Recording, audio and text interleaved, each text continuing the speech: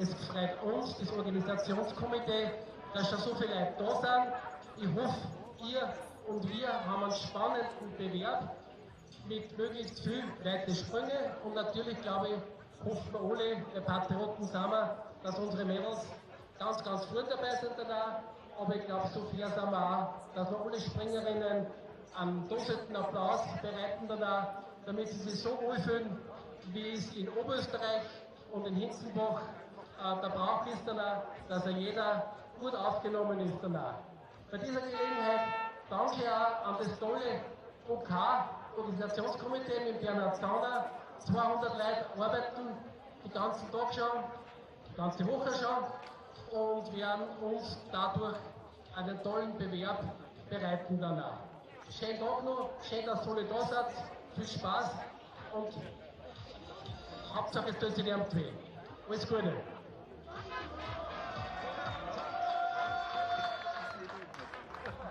Danke dem Bürgermeister aus Hinzenbach, Wolfgang Krenecker, und übergebe das Mikrofon oben nach oben zum Jakob Fischer, der was euch durch die 2 Durchgänge begleiten wird.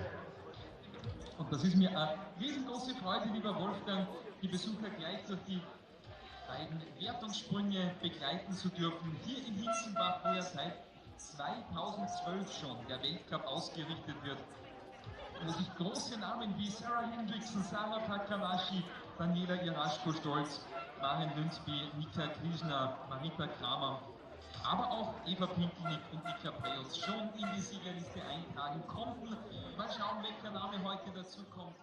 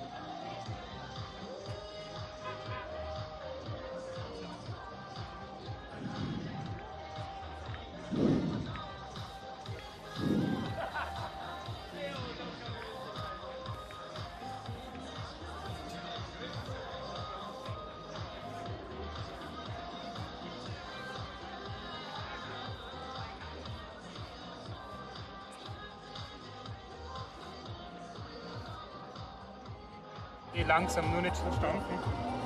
Aber jetzt bin ich kurz da. Also. Jetzt sind schon COC im Januar.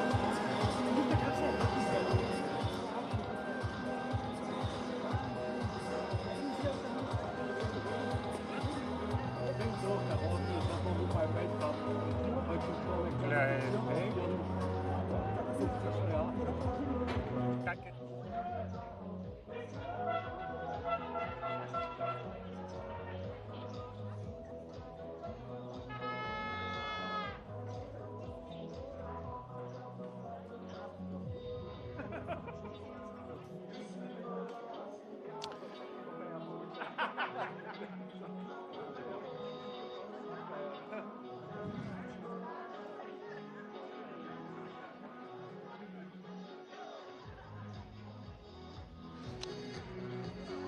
Well, a very good morning and welcome to Hinzenbach in Upper Austria, actually just after midday for the last of the 2 competitions before the upcoming Nordic Ski World Championships.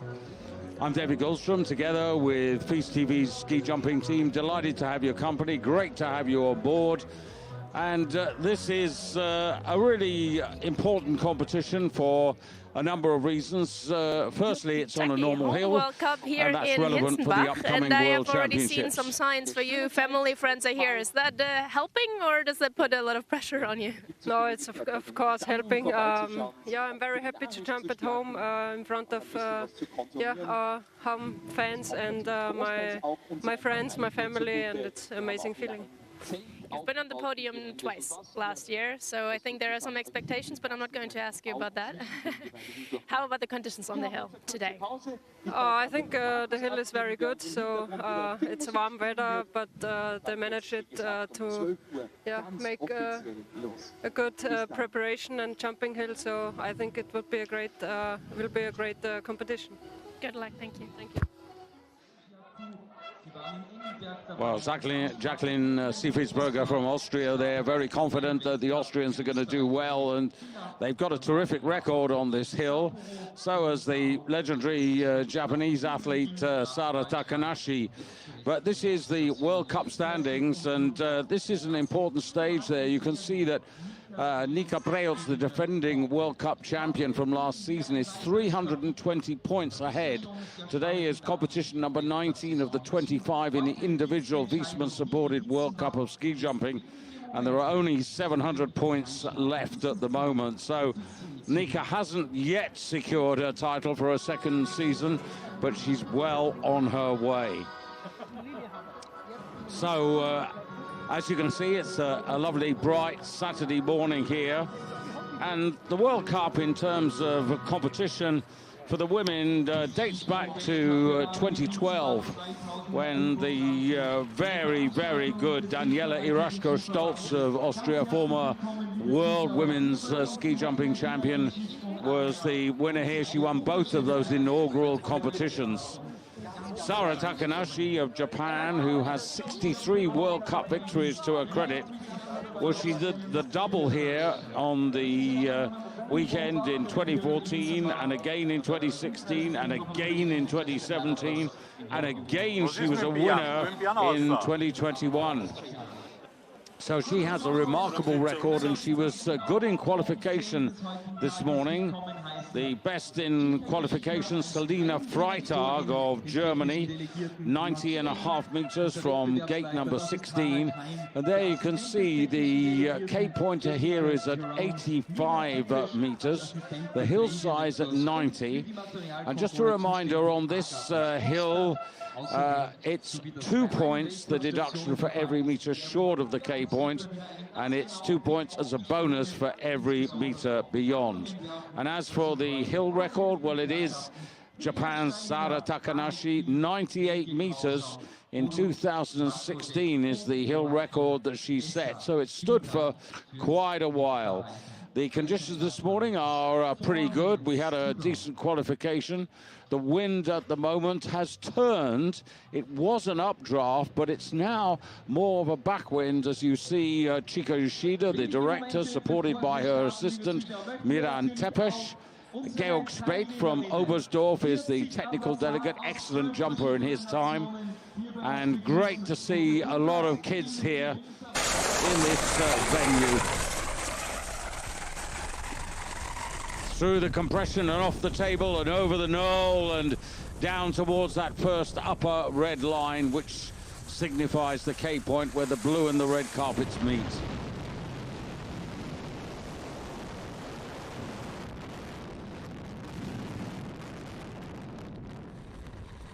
Well, Hinzenbach in Upper Austria is not the biggest place in the world. In fact, we're only some 270 meters above sea level here. And about 2,000 people live here in this part of the world all year round. So it really is more of a village than anything else. But they are incredibly enthusiastic, and they've worked really hard to get this hill ready for today.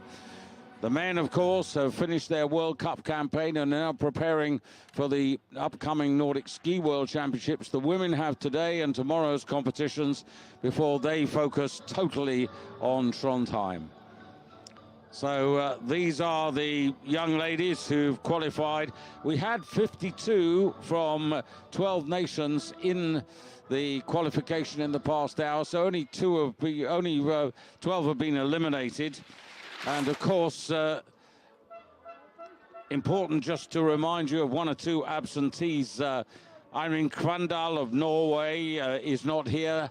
Neither is her teammate Thea Bjørseth, who had a really nasty fall in Lubno last weekend and will undergo operation on her knee ligaments, and she will be out for the best part of a year, but she promises to come back stronger than ever. And the Norwegians have also lost to Halvor Granerud, who has injuries from a training fall to his medial ligament, and he will also miss the World Championships. I'm tremendously sorry and disappointed for them, obviously to get injured, but also to miss their World Championships in their home country. That's like a double blow for them. Others who are not here: Anna Strøm of Norway, Emma Klinets from Slovenia, Alexandria Lutit from Canada, Yuki Ito from Japan, Mitz Kogan from Norway, who won the Junior Worlds just recently, and Jenny Rashanaho from Finland, also not with us today. The Chinese are here in force, so interesting to see how they go. And there you can see the anemometers, which determine whether it's a backwind compensation or a front wind deduction in terms of points. And the wind is turning because it's just come back to a front wind direction. So a little tricky for Miran Tepes as the first of our ladies goes out onto the bar. And Chlukova, Zhana Chlukova, to get us underway, representing the Ukraine, just 18 years of age. A World Cup point in the opening weekend of this season in Lillehammer.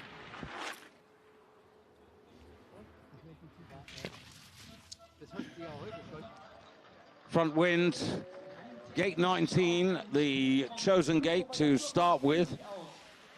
Just to give you an idea that Selina Freitag in qualification, 90.5 meters from gate number 16. So the jury have been quite inviting here for these young women, and that's over 70 meters.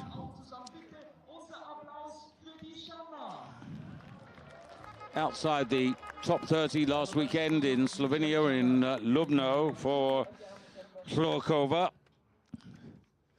And now Peng for China.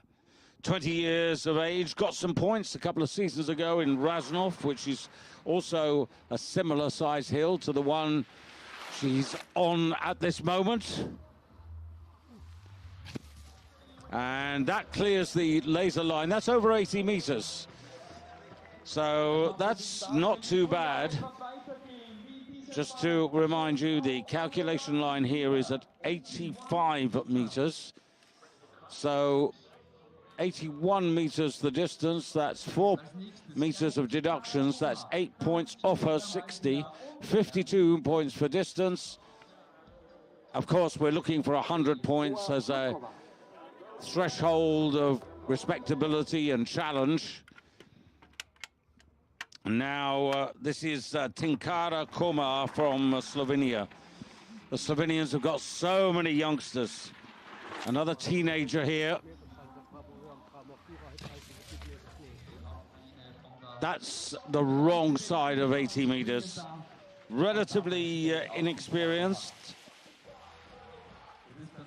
Most recently over in Lake Placid, 12th in the Junior Worlds and a silver medal with the Slovenian youngsters in the team competition.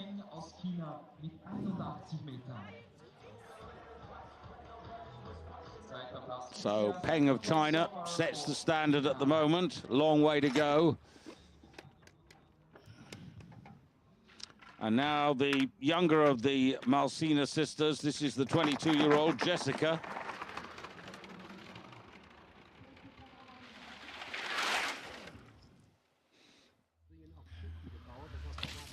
Very shallow trajectory there. Really didn't get the transition correct there for Jess, and she's been struggling all season, has not yet scored a World Cup point in the current campaign. Knows this hill, has competed here before, but has never managed to finish in the top 20.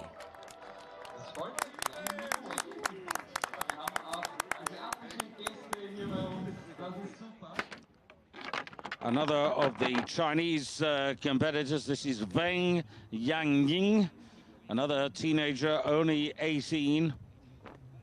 Got her first World Cup point last weekend in Lubno.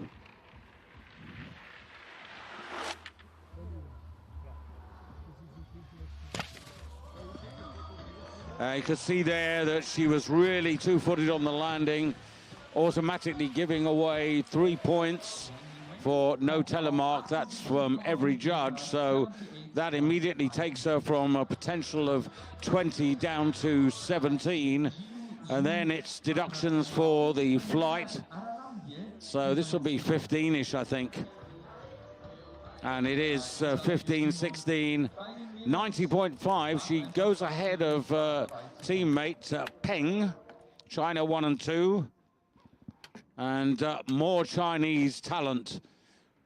She's Zhu Xiyu, a little bit more experienced. Top 25 in Zhang Liakov on the Olympic normal hill. That was at the beginning of this World Cup season. That's a personal best and a season's best. And that is really disappointing. Can do much better.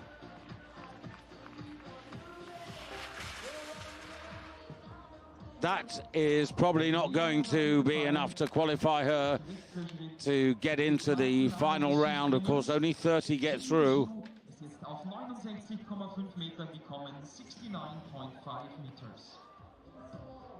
So just a reminder, of course, in the men's World Cup, it's 50 down to 30. Here in the women's, it's 40 down to 30 from qualification. And this is Katra Komar, 8 in Villach last season, 25th in Lubno just last weekend, a former top 5 in the Junior Worlds. And the wind just being a little fickle at the moment, but the green light is on, so time to go. Nobody up to the calculation line at the moment. And another miss in that sense. That's barely over 70 meters.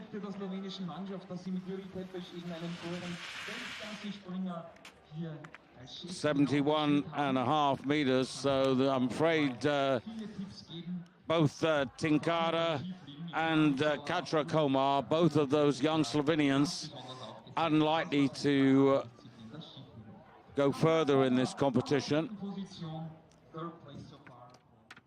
And so to the much more experienced Daniela Haralambou. We haven't seen her that much in World Cup competition. 27 years of age, and wind the clock back to 2018, 11th in Zhao in China, in Japan. Her best, and we haven't seen really much from her. She got some points in Lubno in Slovenia last weekend for finishing in the top 30.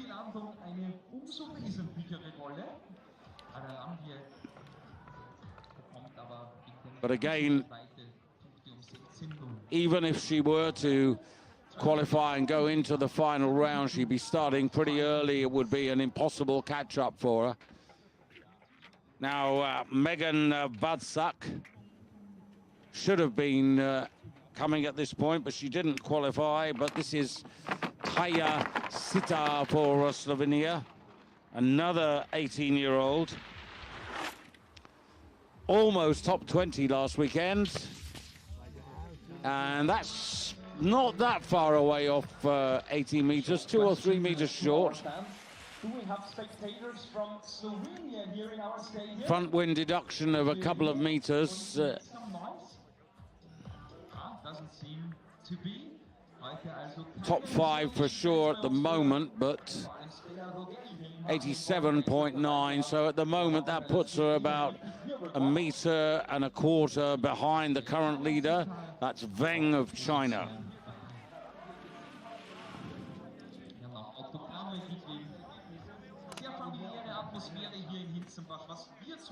Disappointing that Megan Wadzak of Austria didn't qualify. Recently 11th in the Junior World Championships, and now this is Agnieszka Indrakova for the Czechs. The Czechs could really do with a pick-me-up in both the women's and the men's World Cup. This is the youngest of the two Indrakovas.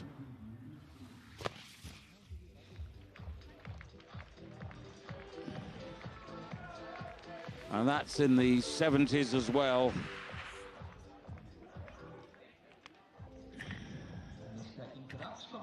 Eighth in the Junior Worlds in Lake Placid, just in the recent weeks for Agnieszka.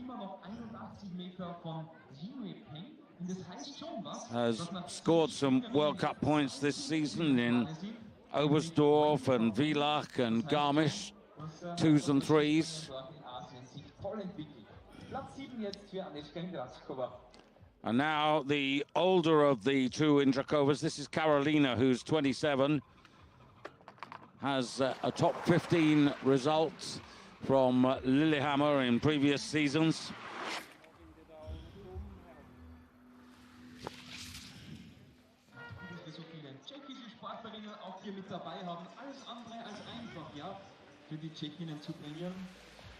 Well, Agnieszka had 76.5. This, as you can see, is even less, 73.5 in terms of meters. So quite a slow start to this first round, but things will definitely pick up very shortly. And the conditions are inviting. Small deduction for the front wind. That's worth just over 0.5 meters worth of deduction. And now Emma Chervet for France, only 21. Has competed here before, but never made the final round.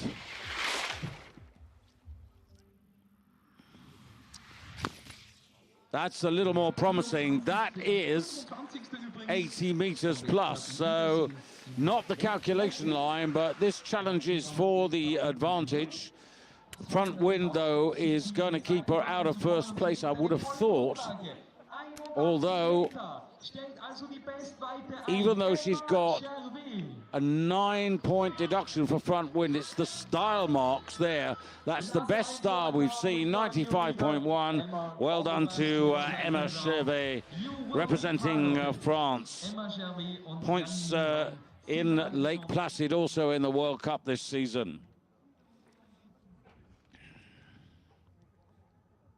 And you can see the strengthening front wind. That's taken us outside the corridor of tolerance, as we call it. So a pause on here. Next will be another of the Chinese challengers, Dong Bing. Dong, who hasn't actually competed here before, but had a top 20 finish earlier in the season in Zhangniaukov on that Olympic hill from Beijing 2022, finishing 20th there. That's a personal best. And last weekend, 22nd in Lubno. So interesting. Her teammates Weng and Peng are second and third at the moment. The Chinese women a little more progressive than the Chinese men at the moment in terms of World Cup competition.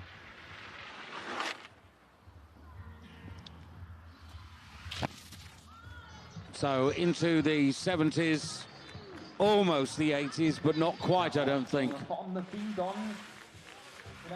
Now half a meter shy of the 80-meter line.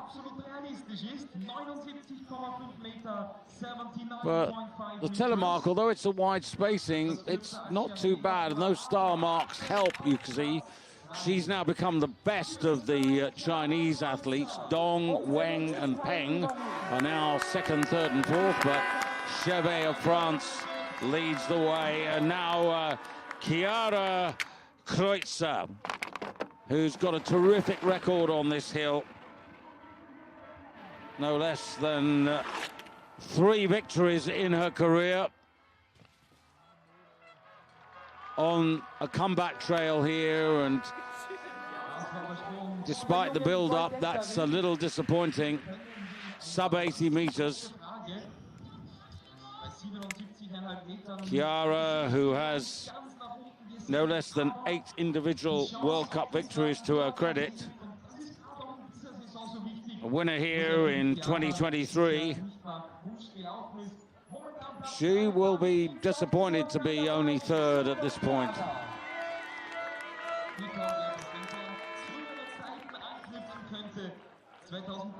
Martina Ambrosi for Italy now. We're just a year away from the Winter Olympics in Milan Cortina. Predazzo, where the ski jumping will take place in Predazzo. And you could see there Martina, I think late there, and that's barely 70 meters, probably just a little bit more, 71 and a half.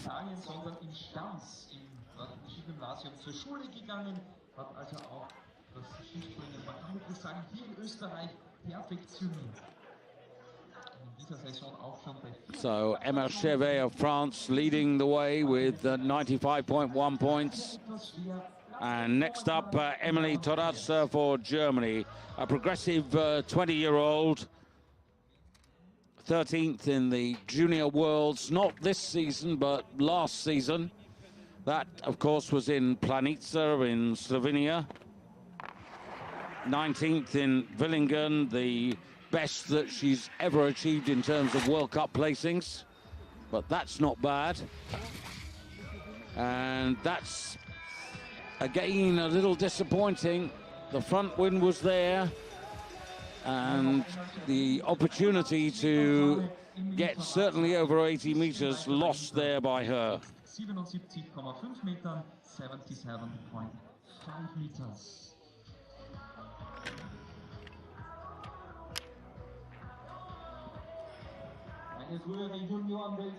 Well, next up is last season's Junior World Champion, who went back to the Junior Worlds this season to try and retain her title.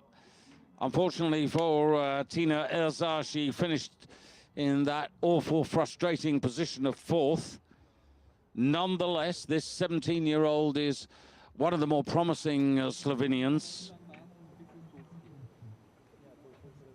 Juri Tepes, of course, the son of Miran, who's controlling the traffic light, is the team manager for the Slovenian women.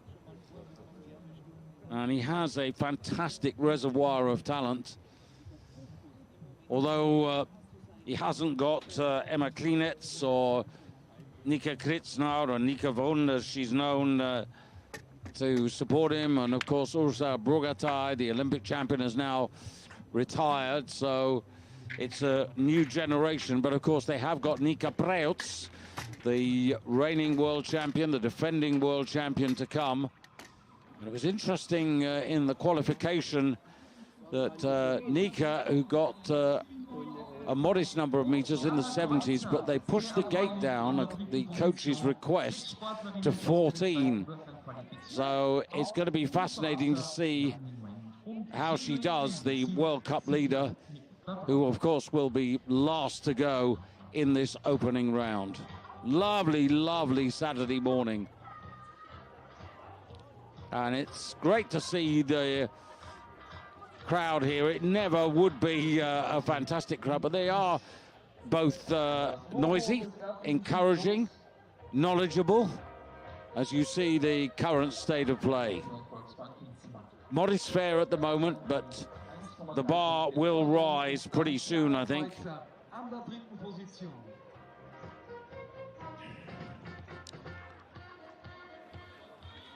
So the wind just changing at the moment. It's strengthened to over 2 meters per second. So what Miran Tepesh and the jury are doing at the moment is to exercise patience. There's Yuri, a man who is a really talented ski jumper, but particularly in the world of ski flying, and particularly on his home hill in Planica, the monster.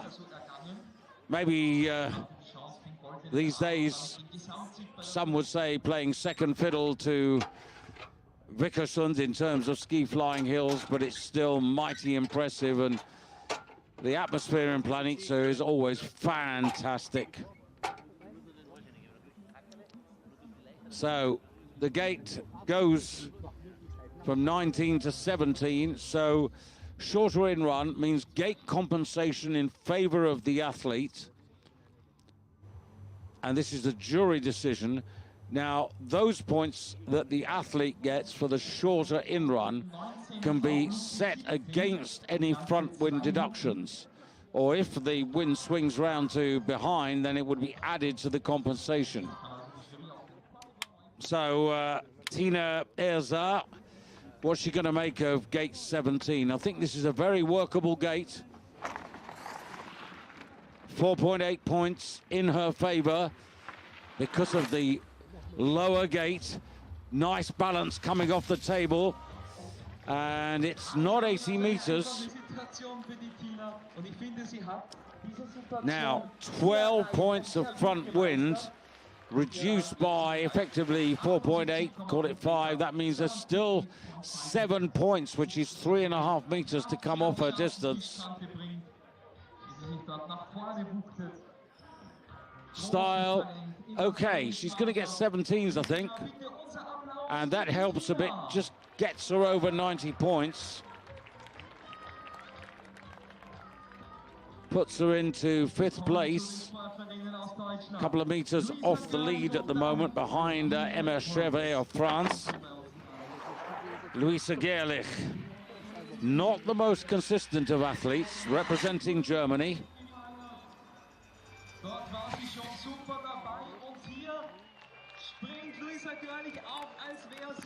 Same gate, 17, similar deduction to the young lady who preceded her.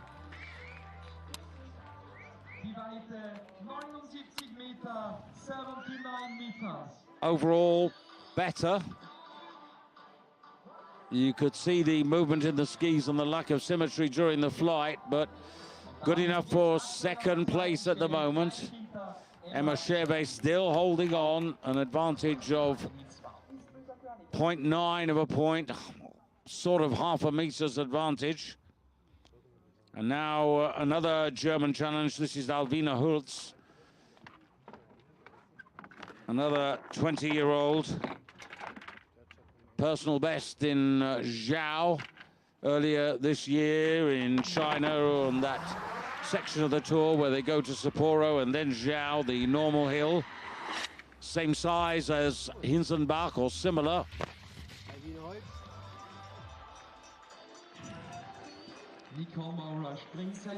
And they're not finding it easy, even in the front wind conditions. And that's, well, it's not the best picture to analyze there, but clearly the transition didn't work.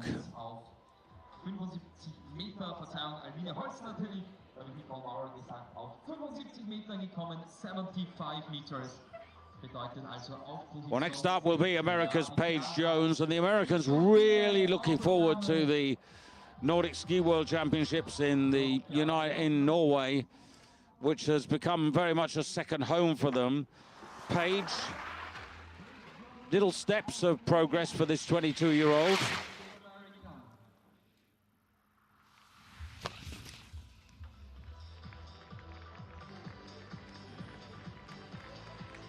Appreciative applause, but Emma Chevet still holding on to the advantage. Anders Johnson, former ski jumper, 75.5 meters.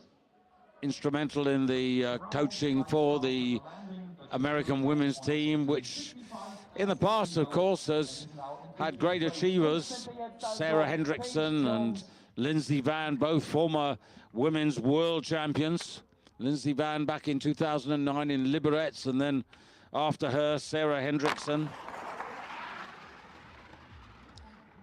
The very experienced Lu now for China, the most experienced of all the Chinese women. And the new leader over the calculation line, bonus point territory, big front wind deduction, but well done to her. 28 years of age, and within the next week will be her birthday, so looking for a really good weekend. China, who were leading early on, and they're going to lead again here. Good effort.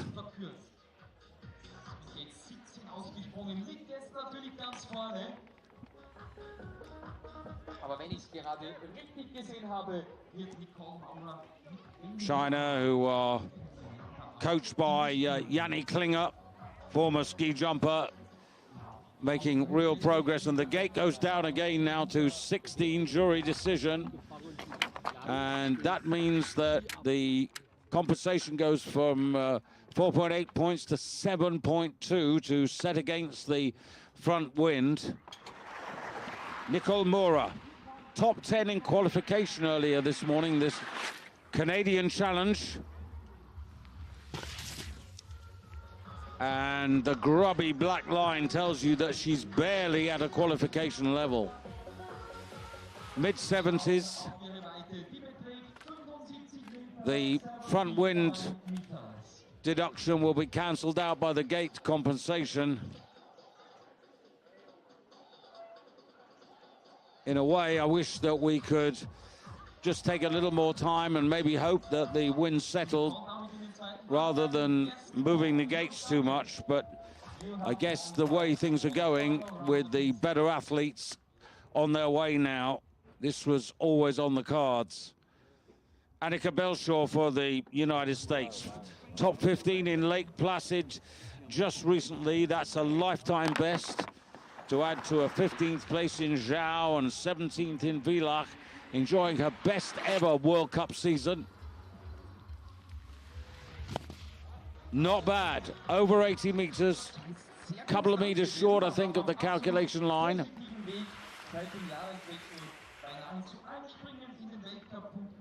Now they're still on balance, about 10 points to be deducted because of the strong front wind, which means that that'll cost her 5 meters, and that's why she's second rather than first. 98.3. Nonetheless, useful effort by Belshaw. And now Italy, Annika Seif.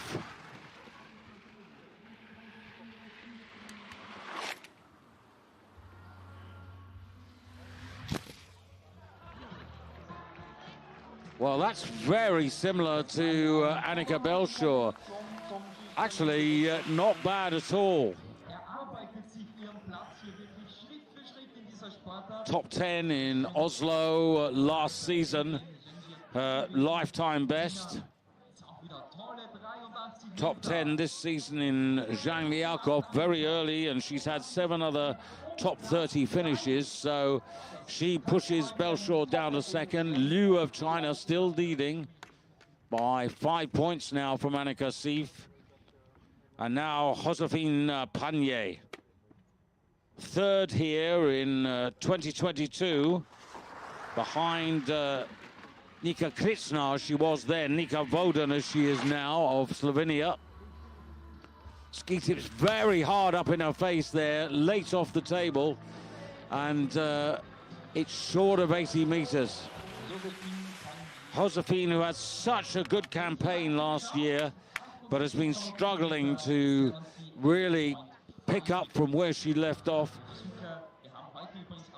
And so far, a couple of top 15 finishes for her, but it's modest. She's much better than that.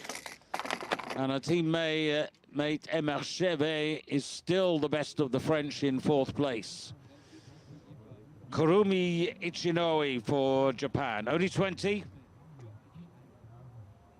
Season's best, personal best last weekend in Lubno in Slovenia. Top 10. That's a target that every athlete has as they start their career, to step forward, to get into the 30, to get into the 20, to get into the 15, to get into the top 10. And Kurumi managed that last weekend. She's had 6 other top 20s, and twice she's been 4th in the junior worlds. How frustrating is that? But it does indicate that she is from the new generation of Japanese talent, inspired by Sara Takanashi, who is in the lineup and will be jumping today. This woman who has this fantastic record, Takanashi, on this hill. Hoping today that she might achieve her 64th Women's World Cup victory. That would be quite some moment here. Takanashi, who has had world and Olympic medals, but it's the gold medals that elude her. But still, there's time.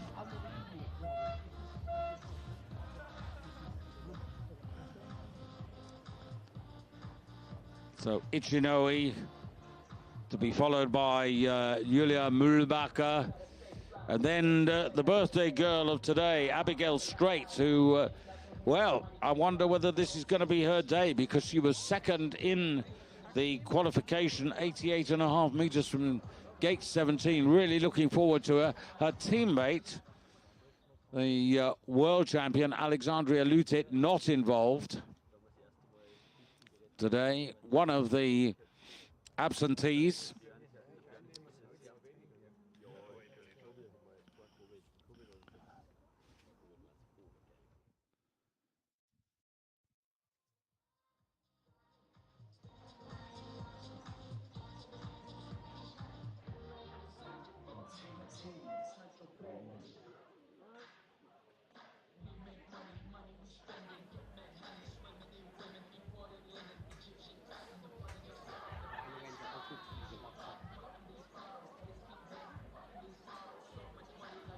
I was talking about. Glad to see that the jury are taking this decision. Georg Spate, the technical delegate, supported by Harold Heim, who is the chief of competition, who has all the local knowledge here about the hill. And Jessica Jerome, former US ski jumper, is the assistant technical delegate today here.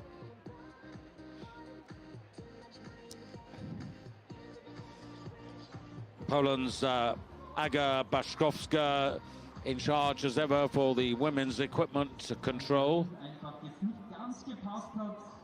The judges today, Michael Steininger from Austria in box A, Marek Pilch from Poland in box B, Helga Kaslan from Norway in C, Borut Markosek from Slovenia in D, and Joachim Lesser from Germany in box E, all as ever marking out of 20.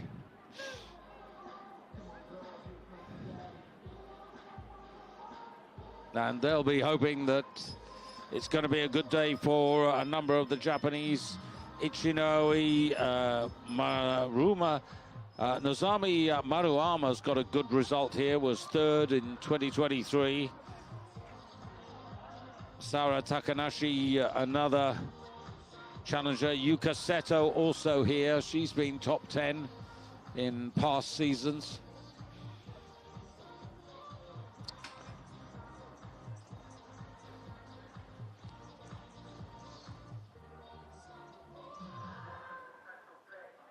And this is the jury realizing that actually messing around with the gates won't work.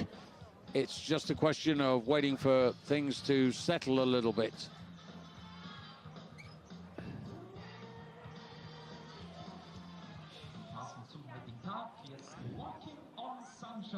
The wind now in strength just about below 2 meters per second, so slightly more encouraging.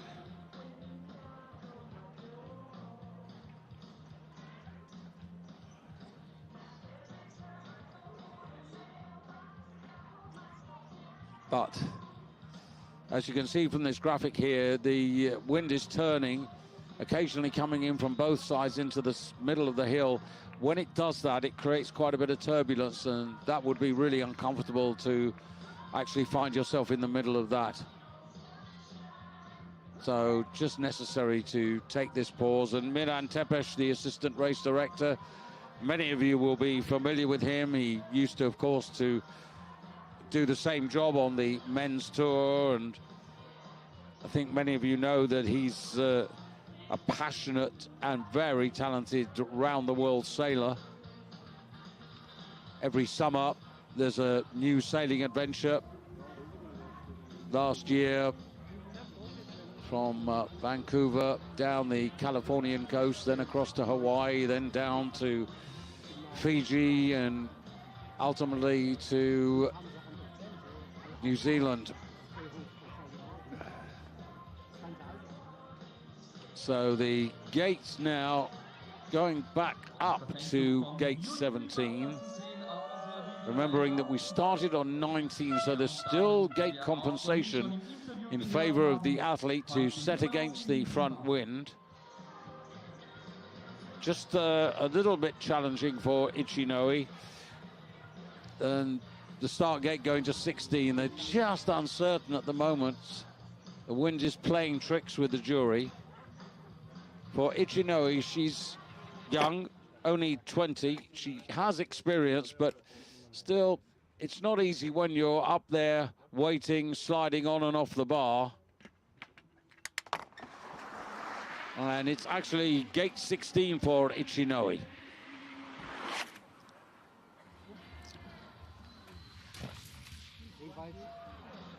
Mid-70s. The gate compensation will cancel out most of the front wind deduction, which will be sort of helpful, but it's not going to put her in the first 10, I don't think. No, 14th. And still a lot to come. Remember, we only need 30 for the final round. Disappointing for her. And now Julia Mühlbacher, representing Austria, 6th in qualification, this 20-year-old.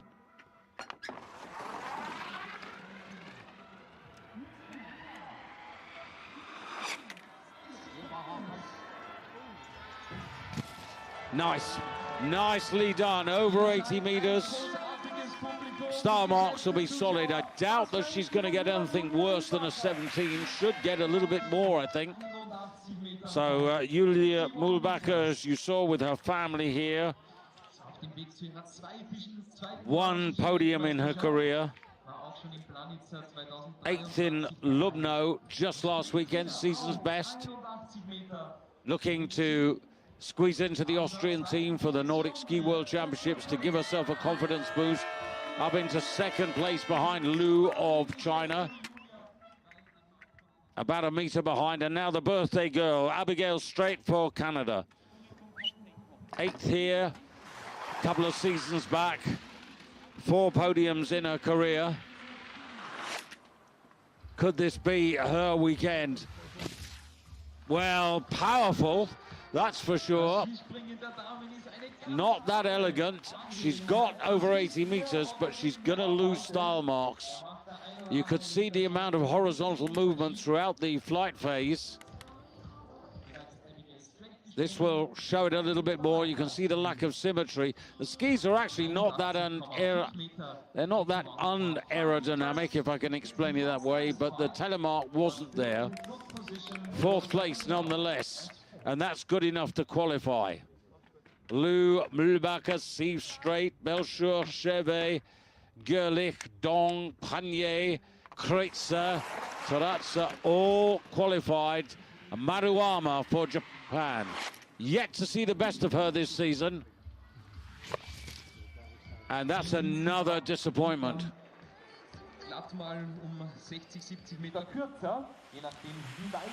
Maruyama 2 seasons ago, third, behind Christina Kreutzer of Austria.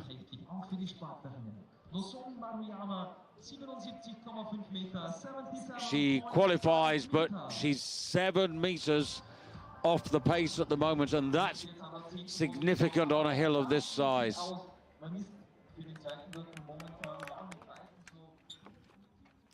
Germany now, Julia Seyfarth, in her mid-30s, this talented athlete who has, in her time, had 4 victories and a total of no less than 13 podiums. She was runner-up here back in 2019, behind the talented Norwegian, the former Olympic and World Cup champion, Maren Lundby, and ahead of Katharina Schmidt on that particular occasion. So has the ability.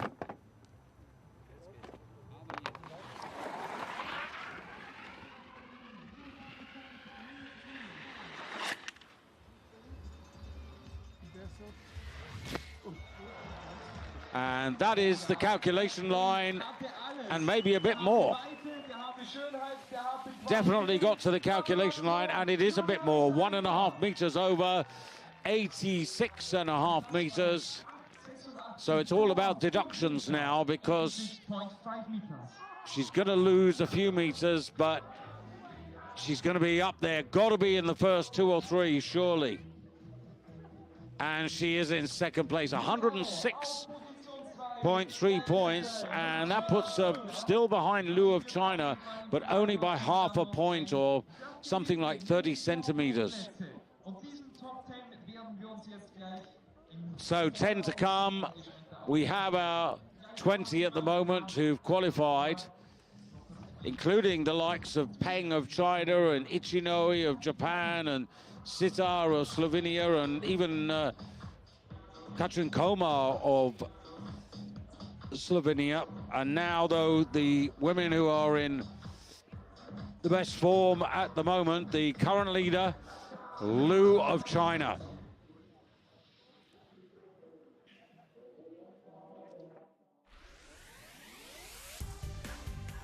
Liu, who way back in 2013 achieved a 7th place in Trondheim. Of course, it's a new Trondheim with new hills for the Nordic Ski World Championships, but who knows, maybe it's a good omen that she's finding this sort of form on the weekend that precedes the Nordic Ski World Championships.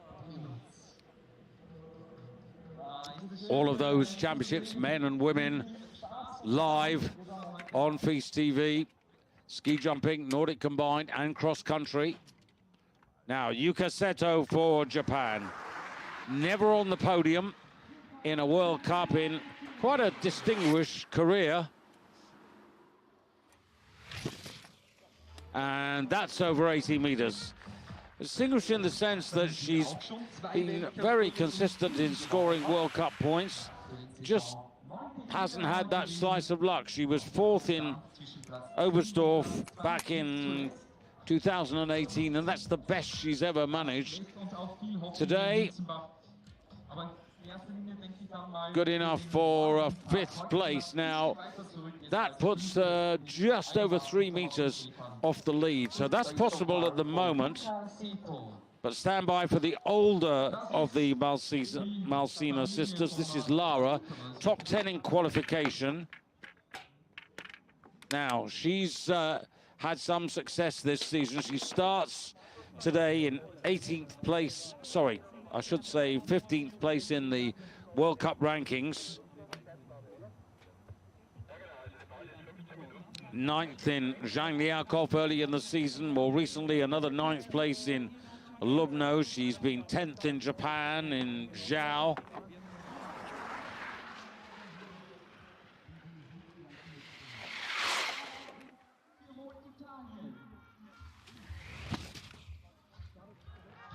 And that is also fair.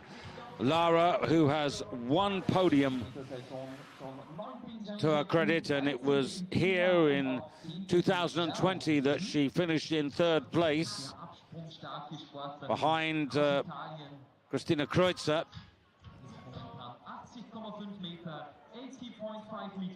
99.6. She's within touching distance. And now 2 really important athletes for Japan. 2 very experienced athletes. 30-year-old Yuki Ito, today setting out in search of a 10th individual World Cup victory. 4th on this hill back in 2017.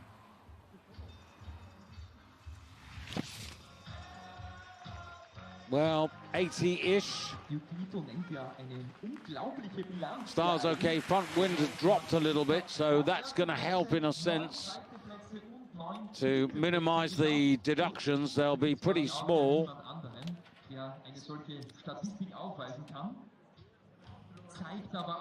Should be in the 17.5 range, I would think, here from the judges.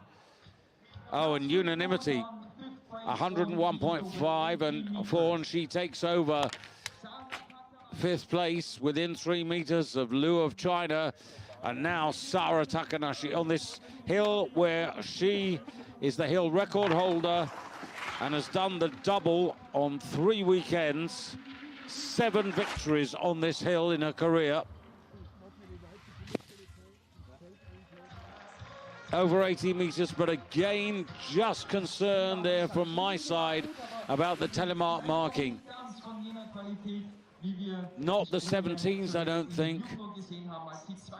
She worked so hard to achieve the telemark, but the judges must mark on what they see, not on the history. And 4th place, she's within 2 meters of the current leaders. And now another young woman who is, well, I say young woman, I mean that still, obviously, but she is the senior woman on the hill today, 36-year-old Eva Pinkelnick. The double here last season, won both on Saturday and Sunday, representing Austria, a hill that she loves, and a hill on which she now surely will lead. The star marks are going to be good. Not the same distance as Liu, but less deduction because of the gate compensation, and Pinkelnick will be first, surely. Eva Pinkelnick of Austria sets the new standard. 16 times a winner. And she often, very often, raises her game in the 2nd round. 85 meters, right on the calculation line, and now Lisa Ada, 3rd here in 2022, behind Slovenia's Urša Huogataj. And that's not too bad. That is actually further than Pinkelnick. So she's now a player. Pinkelnick, Liu Seyfarth, but where's Lisa Ada gonna go? Lisa Ada, 6 podiums in her career, 4 of them this season, along with 10 top 10s, lying in 7th place in the Wiesmann-supported World Cup rankings. 2nd place, Austria now 1 and 2, and there's, oh, half a point separating Pinkelnick and Ada, and now Austria's Jacqueline Siefridsberger. Runner-up here last season to Eva Pinkelnick. Said she's really up for this weekend. And that's why. That's as far as Ada, and maybe a bit further. The style is better, and she might just have taken the lead away from Eva Pinkelnick. Austria are going to be 1, 2, 3 momentarily for sure. Only 3 more to come, and Siefridsberger takes the lead. 5 times an individual World Cup winner. And she takes the lead of 2.5 points, just over a meter ahead of Eva Pinkelnig. Lisa Ada drops to third, and Lou drops to fourth.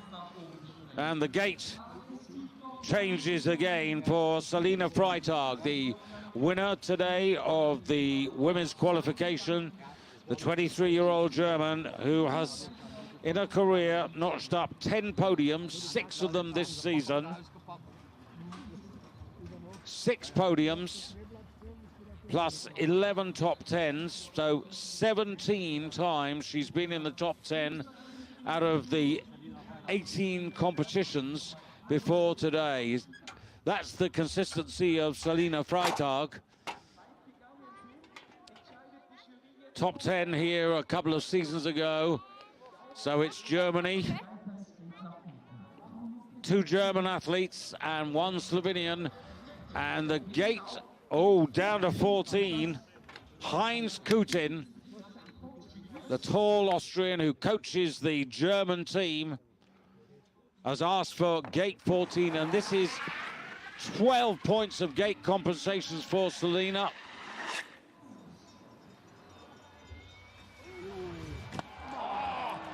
Well, they knew what they were doing. That's over 90 meters. That's further than qualification. Now, that's the good part. Have a look at the telemark finish, because I don't think the telemark's there. Remember, if she doesn't get the telemark, it's an automatic 3-point deduction. Is this a telemark or is it 2-footed? I think that's 2-footed. 16.5, and there it is. But nonetheless, the bonus points for distance, 117.7, but it's still only 1 point ahead of Siefridsberger, so very, very competitive. So, Katharina Schmidt, Germany versus Germany now. Katharina, runner-up here in 2017. She's been a runner-up on a number of occasions here. More recently, 2019, and most recently last year in one of the competitions behind Pinkelnick. So she's knocked on the Hinzenbach door. This woman who has 3 times finished runner-up in the overall season-long World Cup rankings lies second at the moment. Started the season in such good form. 4 victories, but the form has tailed off. And 81 meters, that's 10 meters short of Freitag, still coming out of gate 14. And that is a whopping great distance and difference. So Katharina Schmidt, that's a struggle. 15th place, less than 100 points. In a sense, the lights have gone out, but not for this young lady. 16 times a World Cup winner, last season's overall champion, 9 victories, 1 runners-up spot, 3 times third. So add that together, that's 10 plus 3, 13, plus 3 other top 10 finishes. 16 times she's finished in the top 10 out of 18 competitions before today. The World Cup leader, Nika Preutz. Gate 14, 90 meters. And star marks will be good. It's all about the wind deduction, but 12 points cancels out most of it. Challenging Selina Freitag, who was a meter further down the hill. Is this just Preutz yet again about to lead at the halfway stage? It's very tight. Nika Preutz, who had 2 victories last weekend on home Slovenian snow in Lubno. And Juri Tepes looking confident, the head coach, and he's right to 124.2. And she's taken a just 6.5 point advantage. That's 3 meters over Selina Freitag. And that's where we are at the halfway stage, remembering that Nika Preutz is 300 points ahead of everybody in the World Cup rankings prior to the start of today's competition, so she is really storming away, looking for victory number 10 today. Only 30 to go through into the final round. And Katra Koma of Slovenia is the last to qualify. But look at that, 36 points, that's 18 meters off the lead. That's the spread between the top 30, and I'm afraid these ladies will have to think about tomorrow, the second of the two competitions here, to try and make amends. For tomorrow is the last competition before the Nordic Ski World Championships in Trondheim. So Jacqueline Siefriesberger, very confident about her performance today, and rightly so, in third place. Just under 4 meters to make up after achieving 87.5 meters for Jacqueline. This season, 5 podiums for her, but looking for that elusive victory.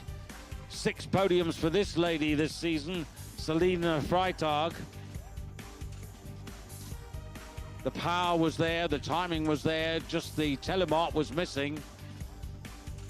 But here, the power to weight ratio, the timing, look how quickly the upper body is parallel to those aerodynamic slackness, and really confident, prepared to attack and take the risk. And that's what it's been all through the season pretty well from Nika Preutz. Still just 19. Great spacing, good back position, solid points. The favorite leads at halfway.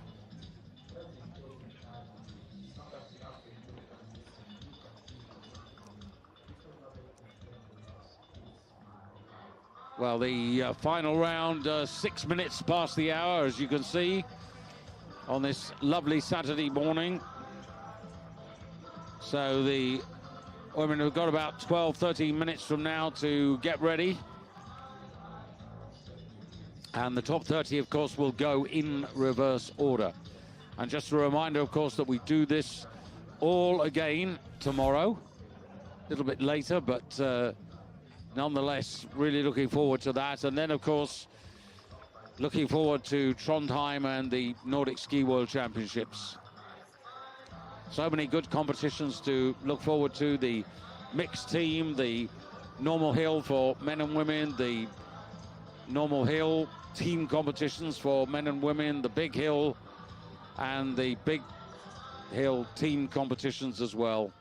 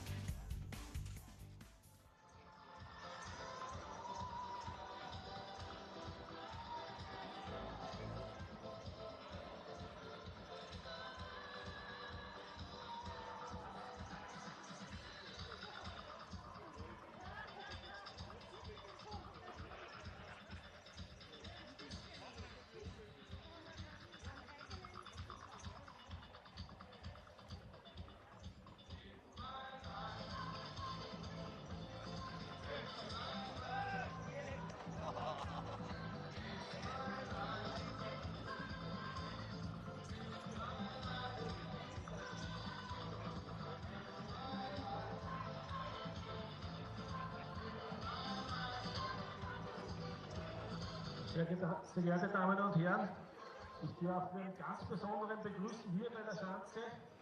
Und zwar sind nicht nur Skisprung-Begeisterte hier, sondern es ist der Rallye-Fahrer, den was gegeben hat, der was noch immer gibt. Den Weltmeister, den Rallye-Weltmeister Walter Röhrl möchte ich begrüßen hier in Hinzenbach. Ich schaue, dass ich noch einmal der Wischer fährt jetzt gerade zur Schanze rauf. Vielleicht kann ich dann ein kurzes Interview machen, dass wir begrüßen den Weltmeister, den Rallyefahrer Walter Röhrl.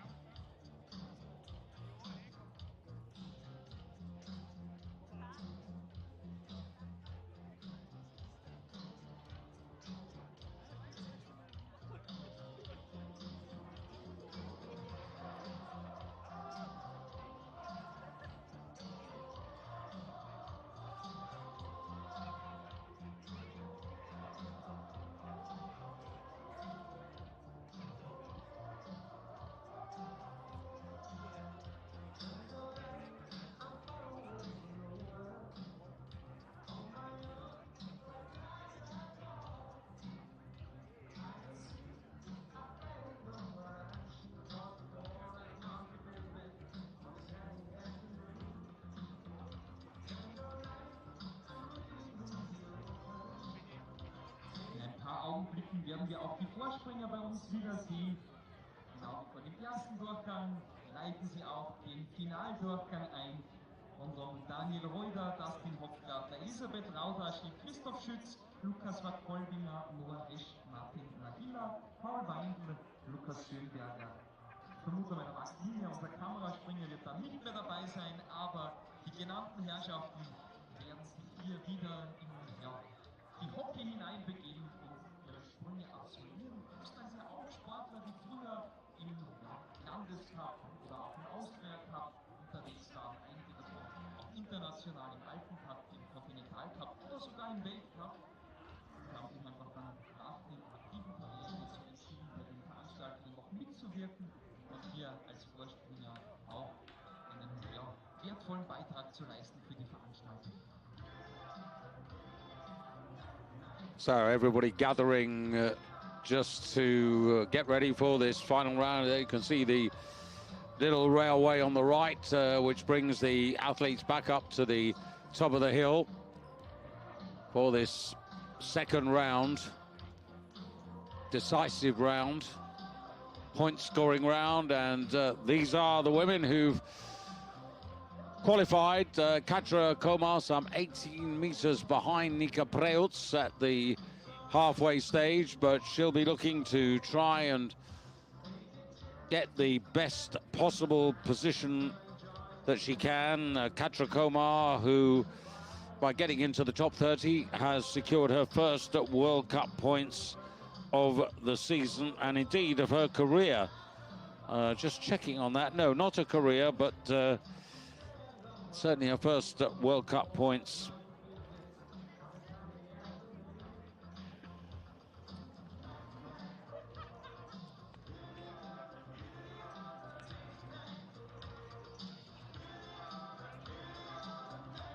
And they really had to work hard to get the snow to prepare for this hill.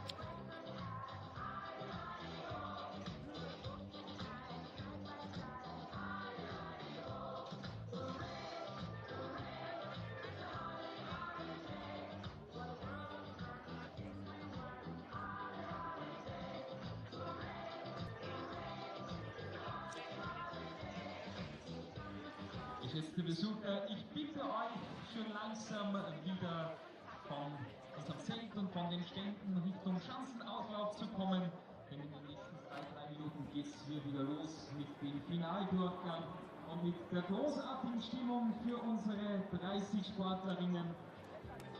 Die Voraussetzungen, die sind ja auch aus österreichischer Sicht sehr positiv. Jacqueline Seifelsberger 3., Eva Pinkelnick 4., Lisa Eder 5.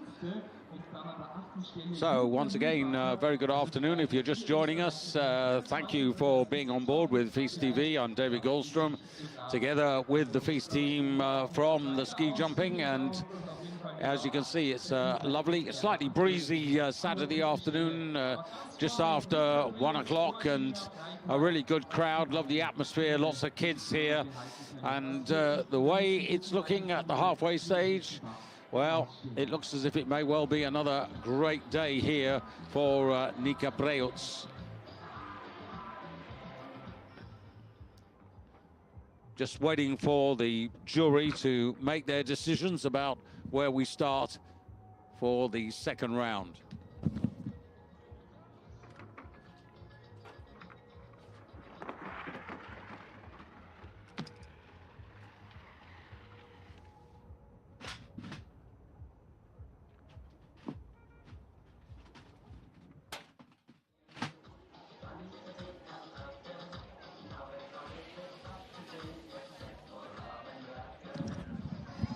If you are just joining us, just a reminder that we're on the normal size hill. Calculation line at 85 meters, the hill size 98, the hill record is 98, the hill size is 90 meters, and the wind at the moment still turning a little bit, but it's a front wind, and it's the strongest we've seen so far. For Katra Komar, I said that she hadn't got any World Cup points. That's wrong, actually. She was top 10 in Villach last season. That's her best ever. Representing Slovenia. Im ersten Durchgang schon 71,5 Meter weit gesprungen. Das war ausreichend, sie für So Katra won't be too happy with that. She was top 25 in Lubno last weekend, and she may not finish as high as 25 this time.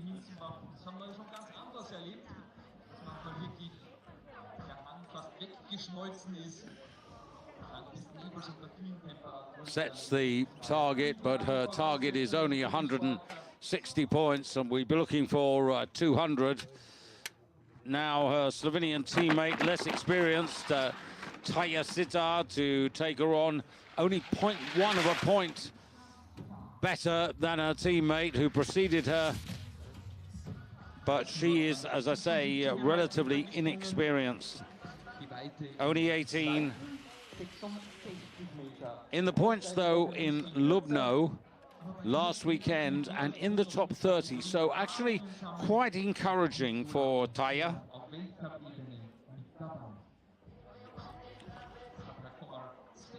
And the Norwegians have something of a factory for these young women coming to get involved in women's ski jumping. A lot of talent.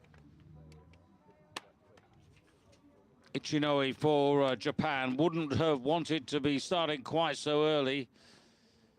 Only 0.4 of advantage at the halfway stage over Katra Komar, so needs to really improve. Has the ability to do so. Ichinoi.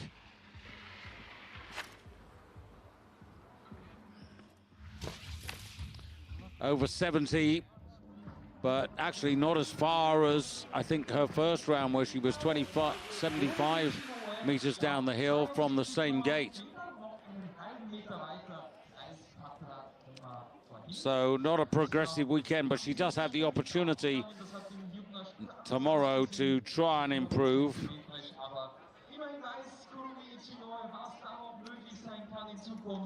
Ichinoi 10th in Lubno last weekend. That's a lifetime best for her, so today hasn't gone anywhere near as well. But now Peng for China. First World Cup points of the season, although she has scored points previously on the normal hill in Raznov. Was 27th here last season. But won't be as good this season. You could see there the ski tips hard up in her face, late in transition. Star marks will be really punished here as well. 66 meters, so that's really disappointing. It highlights the necessity to be able to produce good efforts, not once but twice in a competition. And 146 points, that puts her well down.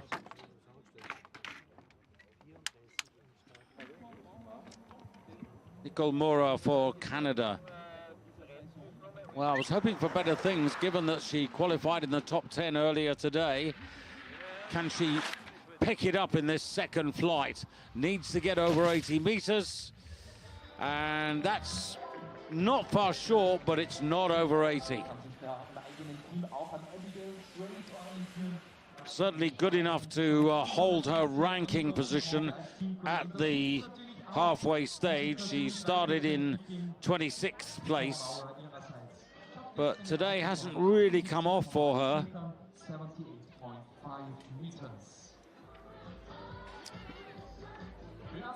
had her best result of the season so far in Lubno last weekend. Hasn't really been able to follow up, although she leads at the moment. But still 180.8 points. It's short of where we would hope to see her. And now Weng of China.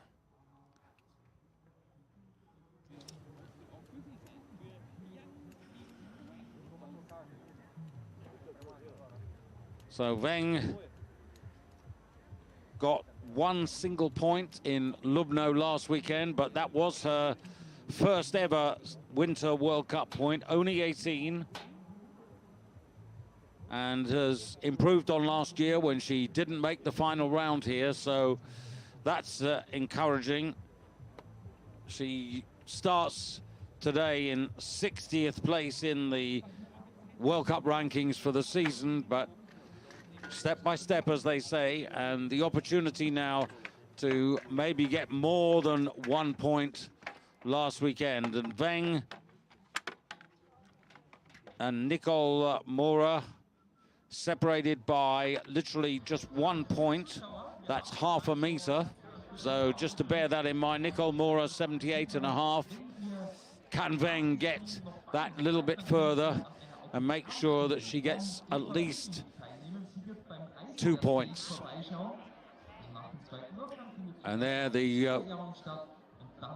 anemometers indicating how the wind is being rather fickle at the moment. We had a deal of patience in the first round, and we're going to need it again in this second flight. No time pressure at the moment. And there, one of the legends of ski jumping, Ernst Vettori.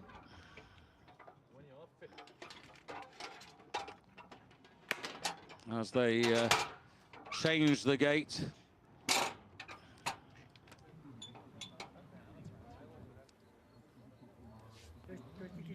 Ernst, as I said, one of the legends of Austrian ski jumping. 4 hills champion, not once but twice in his career.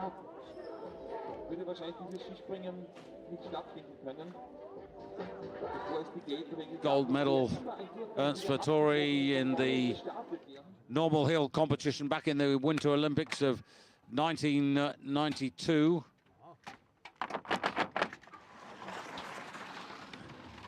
Back we go to today, and Weng of China.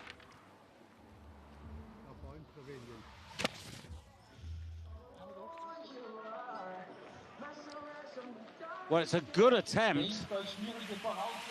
That's a little bit, that's half a meter further than Nicole Mora. Now, it all comes down to style and deductions, and whereas Mora only had 4.7 points of front wind deduction, Weng's been unfortunate in a sense, and she's got 10 points, and that's put her into second place for the moment.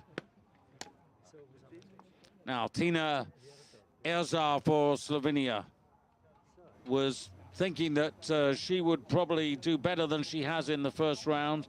This is the woman who won the Junior Worlds last season, but missed out when she went back to try and double the achievement this year in Lake Placid, finished disappointing 4th.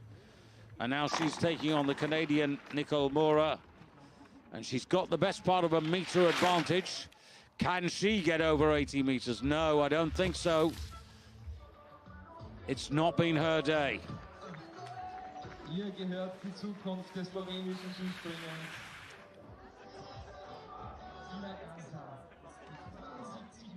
Now 74 meters.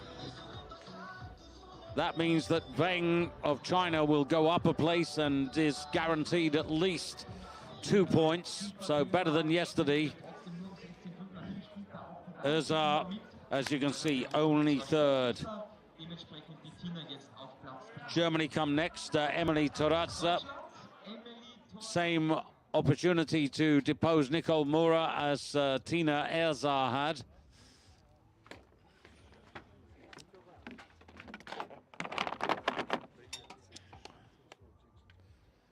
There's the target for you.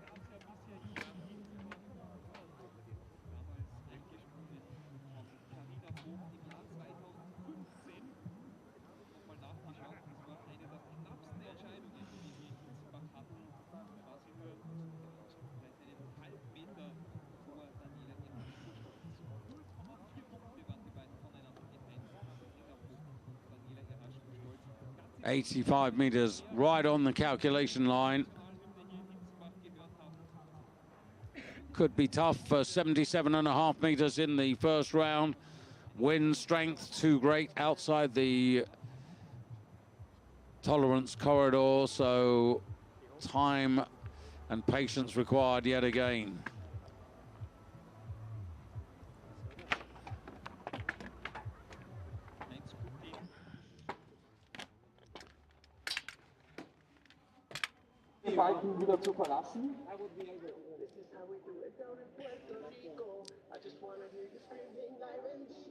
Canadians, well, they've got an interesting group. Remember, Abigail Strait and Nicole Mora and Alexandria Lutit. Interesting to see whether they can actually muster a fourth athlete for the Nordic Ski World Championship team events.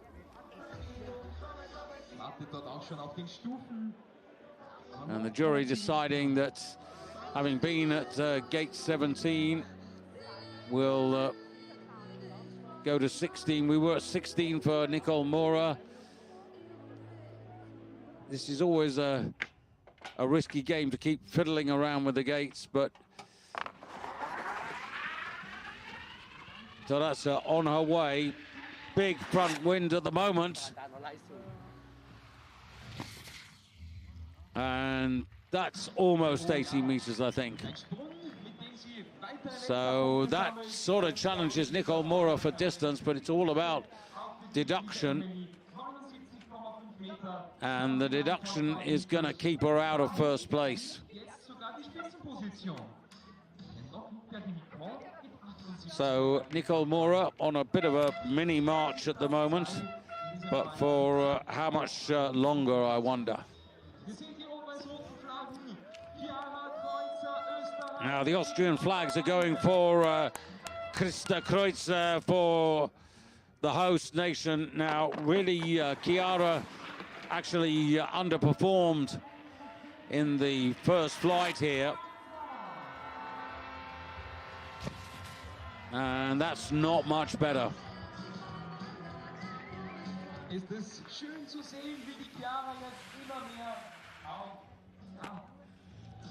Just looking at the advantage that she had in points over Nicole Mora. A couple of points, only a meter. Nicole Mora, 78.5. This is 75 with the front wind deduction. Third at the moment, but very disappointing for Chiara, who has such a good record on the hill, but not today. Maybe tomorrow. So Nozomi Maruyama, who's also been on the podium, but we've not seen from Nozomi anything like the good form that she has shown us in the past. Runner-up in Villingen, her best ever result on the big hill there a couple of seasons ago. Yet to make her mark this season. And again, wrong on the in-run, wrong on the table. She's struggling with the position. The timing, the confidence isn't there. And only days away to the Nordic Ski World Championships. This is a young woman who has the ability, but she's going to tumble down the table. And of our 30, those ranked from 30th to 21st have now taken their turn, and Nicole Mora has moved up from her starting position of 28th to no first than 21st. Now in the next group of 10, we have two French women, Josephine Panier and Emma Chevet. China's Dong, and Germany, Luisa Gerlich and Katharina Schmidt. And that's a real surprise to see Katharina Schmidt, the woman who lies second in the World Cup rankings, going so early. Annika Belshaw for the United States, Abigail Strait for Canada, Lara Malsina, Yuka Seto and Yuki Ito for Japan. Next to go to challenge the current leader, Nicole Mora, will be Josephine Panier. So France versus Canada, and Josephine Panier, she has an advantage of 2 meters over Nicole Mora.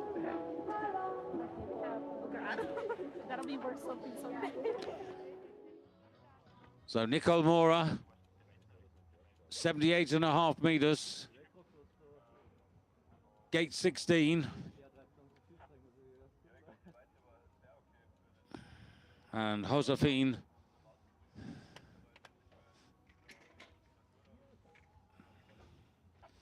like one or two,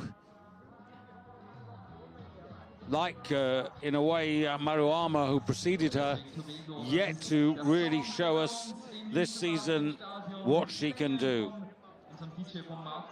Top 15 in Zhao in Japan and more recently in Lubno, but that's the best, and she's had another 4 top 20s, but this is modest fare compared to last season for this woman who has 4 podiums, including 2 victories in her personal record and some nice trophies at home. But Josephine hasn't found that form that's so important for this season. France, Damien Maître, the head coach, Jan Matura, the former Czech ski jumper, has been very influential in the development of the French women, but once again, the jury forced to just wait. Wind just calming down a little bit now, front wind, but a lot quieter. And we should be back underway momentarily, I would think. We're on orange as opposed to red. We're on green now. Well, orange at the moment. I thought it was on green, but the red's come on again. And the green's now there. So the release is on, and Josephine is on her way.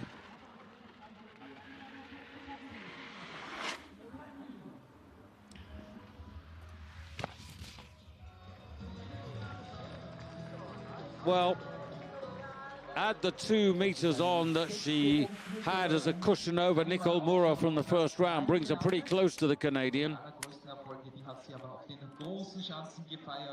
This will be tight. She might just have held her position. And in fact, they're equal. Josephine Panier and Nicole Mura, exactly the same number of points, 180.8. Next on, Dong of China.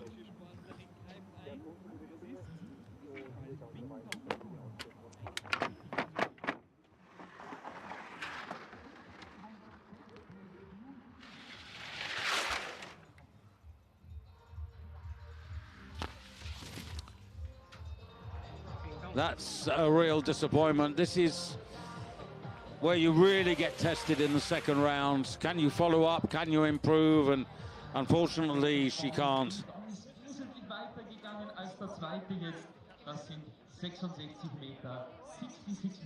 So in the top 30, but you can see the differential on the skis. The telemark is sort of, well, vaguely there, but it's going to drop her almost to the bottom. She's down in 10th place at the moment.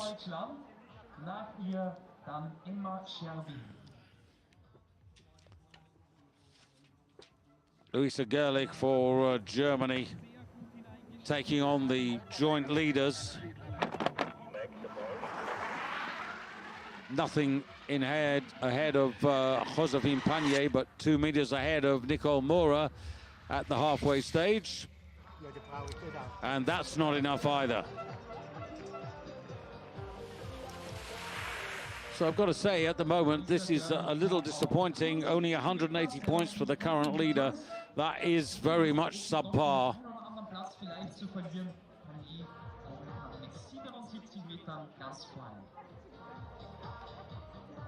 Now maybe things can change with the next lady, Emma Chevet for France. The 21-year-old, top 25 in Lake Placid recently. That was a step forward in the points for the first time here in Hinzenbach, having made the final round. And that's mid-70s. Style is not too bad. Now, third place, a point and a half behind the two current leaders. Well, next up is Katharina Schmidt for Germany. 26 points behind the half-time leader, her great rival, Nika Preutz. But Katharina, a 13-meter deficit between her and Nika, so this would need to be, well, not 77 meters to take the lead. It would need to be 95 meters plus to really put the pressure on from Katharina. And having a look at that, that's the calculation line. Not 90, but 85 at least. So that is an improvement. The star marks more like the normal service we expect from her. Front wind deduction will mitigate the achievement, though. It'll cut 5 meters off her, but the spacing is good. The finish is not too bad. She is the first to go over 200 points, but that's not surely going to be enough to win the day.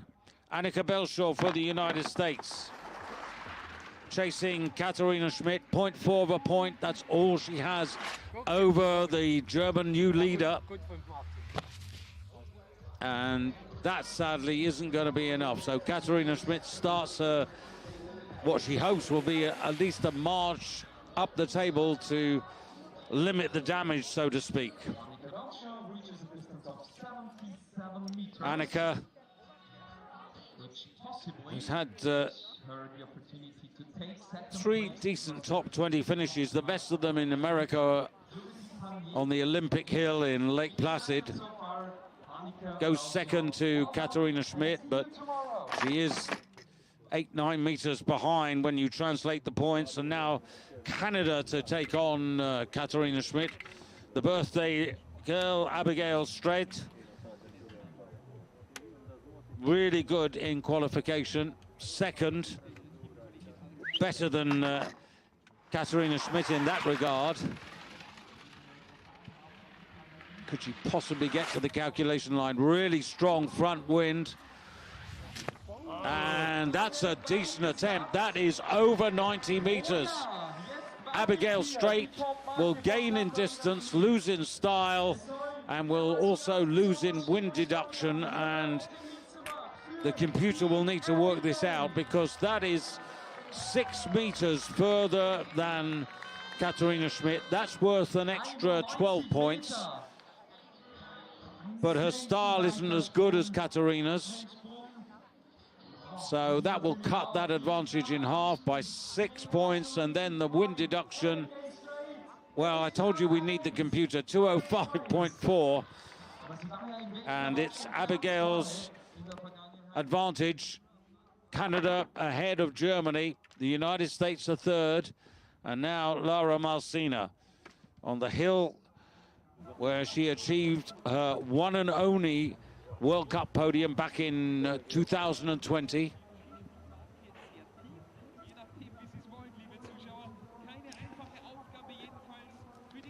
Harold Rodlauer, the head coach for the Italians, supported by Roma Morador.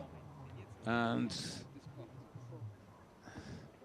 this is the #1 Italian in the World Cup ranking.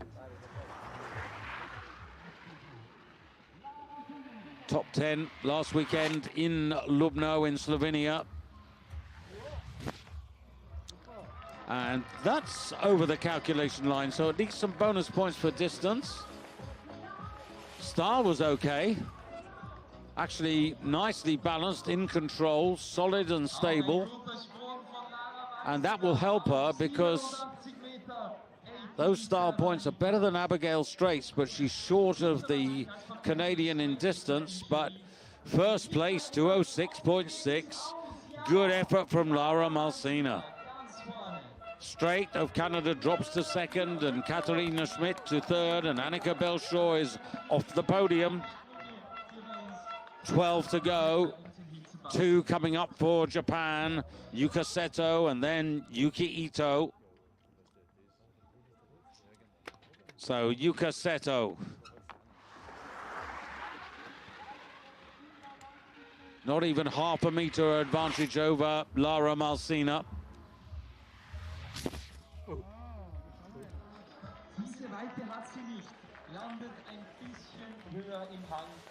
Not enough, I'm afraid, to depose the current leader.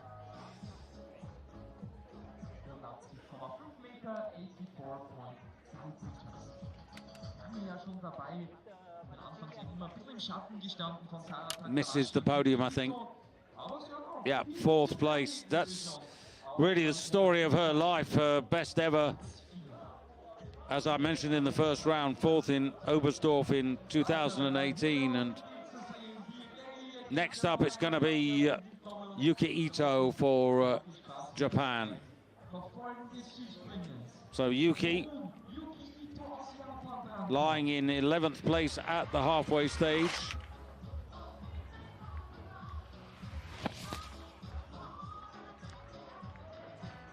Lara Malsina is moving up here. She started in 13th place. She's now no worse than 11th, with a chance of perhaps squeezing into the top 10 here, because Yuki Ito didn't find her way in transition. So 10 to go, and Lara Malsina of Italy leading from Abigail Strait of Canada. Katharina Schmidt in third place, having moved up from her starting position of 16th. And no gap because of the fickle wind, straight on to the top 10. And this is Annika Seif. Italy versus Italy, and this is a really good moment for Seif. Fingers crossed for her. She was top 10 in Oslo last season, 10th in Zhangjiakou earlier in the season. Outside the top 20 here last year. Taking on Lara Malsina, a 1 meter advantage over Lara. Lara to 87 meters and Annika Seif to, well, over 80, but not 85. So Lara Malsina will maintain her advantage. 82 meters, just for me a little early off the table there. More patience required, and this will keep her out of the podium places. Nonetheless, fifth with 9 to come means a 14th place, could be higher. But Lara Malsina now has moved into the top 10. One Italian replaces the other, so that's the reason for the big smile. And now Sara Takanashi, 10 meters behind Nika Preutz at the halfway stage. And two-footed on the landing, calculation line, no telemark. That will cost her. Well, let me look at that again, because some marks have come up here which suggests that they've given her the telemark. Really good style in the air, committed, good attacking. 17, so maybe the only thing they took off was the telemark. Sara Takanashi, 7 times a winner on this hill, takes the advantage. Japan, Italy, Canada, Takanashi, Malsina straight, and now Julia Mühlbacher for Austria. Taking on Takanashi, advantage of half a meter. Julia Mühlbacher, 1 podium in her career, but a very good 8th place finish last weekend in Lubno. In form, confident.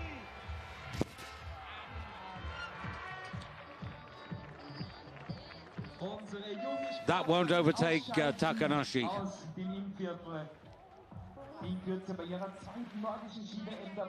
Just a reminder that we are still on gate 16, no gate compensation. Front wind conditions, and Mühlbacher That's not a bad result for her. She's going to be squeezed out of the top 10 probably. And next up will be Germany and Julia Seyfarth. So Seyfarth. Now her advantage over Takanashi is a meter. 84 meters. Takanashi reached the calculation line at 85, so Julia almost as experienced as Takanashi.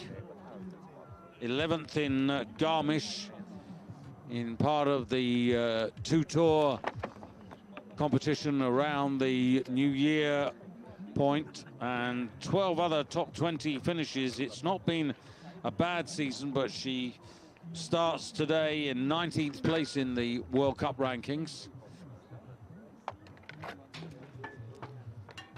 In the World Championships in 2019, she finished frustratingly 4th in Seefeld, but there have been plenty of signs that she's to be kept on the right side of. So the top 4, Takanashi of Japan, Laura Malsino of Italy, Abigail Strait for Canada, Katharina Schmidt of Germany, all with 200 points or more, but Takanashi has a 1.3 point lead. That's over half a meter over Laura Malsina. 7 to come.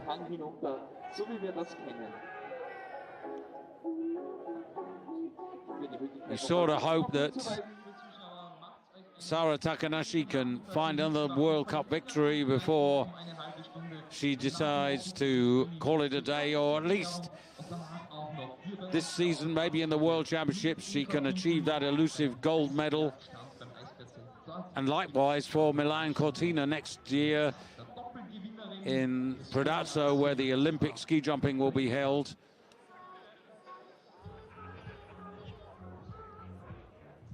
She still has a fantastic appetite for the sport.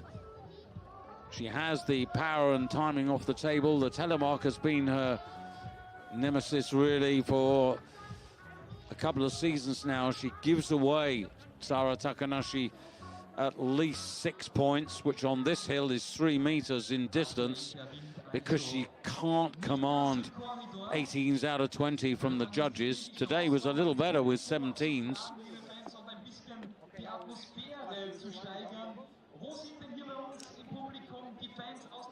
So Julia Seyfarth to come for Germany, and they also have Selina Freitag.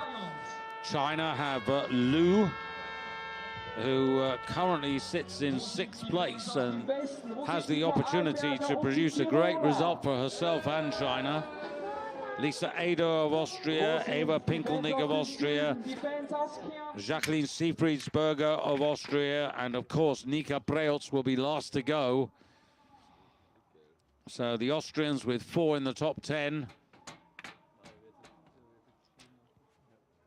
And all of them doing exactly the right thing. When you get this sort of delay, it's really sensible to come out of the skis, and then when you are asked to go out on the bar, just rebuild the position entirely.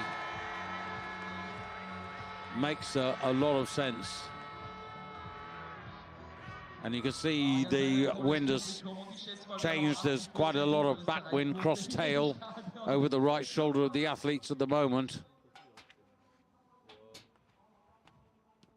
And just keeping moving, keeping supple.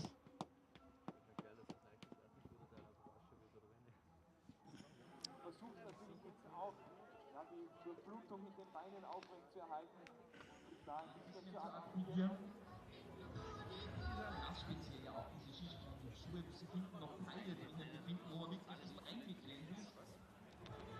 49 is Jacqueline Siefriedsberger. Chance of getting on the podium and there's a really good picture, because not only of the hill and the outrun, but you can see the small size of Hinzenbach. It really isn't a bigger place. As I mentioned in the first round, only a couple of thousand people. This is their home, but they are very passionate. They work extremely hard here. Great atmosphere.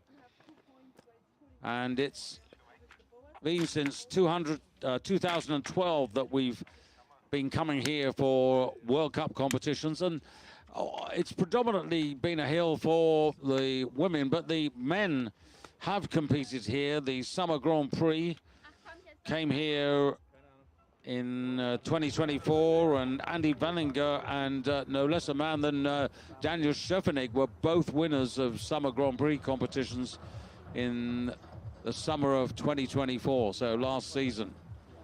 Heinz Koeding getting ready to make sure that Julian Seyfarth is on the money, marked and ready to go as the green light comes on, and here she is. 87.5 meters or better required, and that is too short.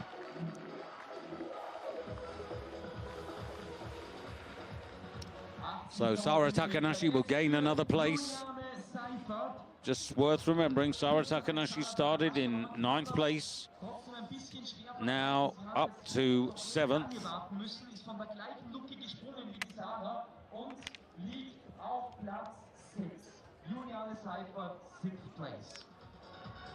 Takanashi, who incidentally was 4th in Zhangjiakou right at the beginning of the season, more recently 6th in Lubno, but hasn't reached the podium this season.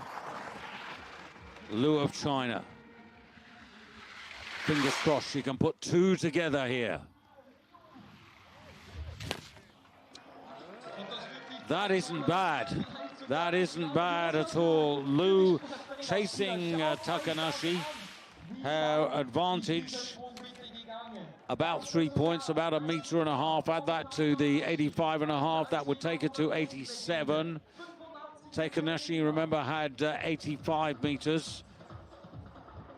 Star marks are certainly not better than Takanashi, and the big difference is the 11 points front wind. That has knocked her down, Liu.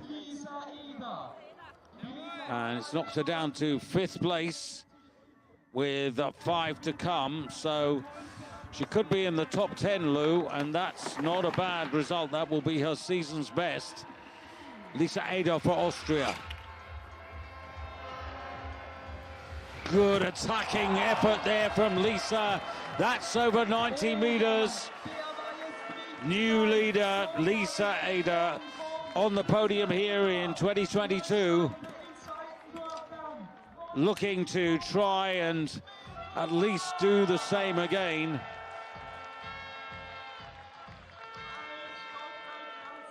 Well, there's a bit of a difference. 2 judges 16.5, 2 judges 18 or better. The highest and lowest marks removed to get rid of the anomalies, but Lisa Eder leads for Austria. She's taken the lead away from Sara Takanashi by 20 big points, 10 meters. The advantage for Lisa Eder, and now it's, for the moment, all Austria, because Eva Pinkelnig is next to go. And the gate is going down for Eva Pinkelnig. A year ago, she did the Saturday-Sunday double. She was a winner here in 2023 as well. This is one of her favorite hills. She's a great counter-puncher.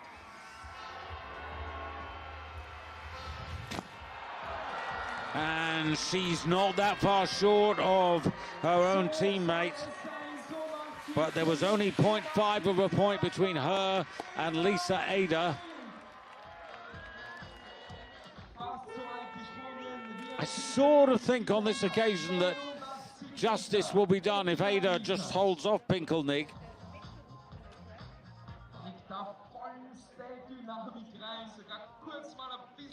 Now, how good is this? Lisa Eder has got the better of Pinkelnig, not by much, by 0.4 of a point, that's 20 centimeters. Takanashi drops to third and Laura Malsina off the podium, and then there were three, one for Austria, one for Germany, one for Slovenia. And Jacqueline Siefriedsberger is confident, and her family seem really motivated as well. Going after Lisa Ada.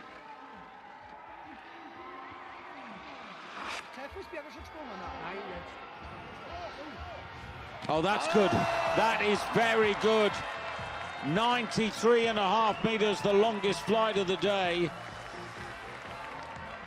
Who cares about the telemark? Sort of. That is 77 points for distance.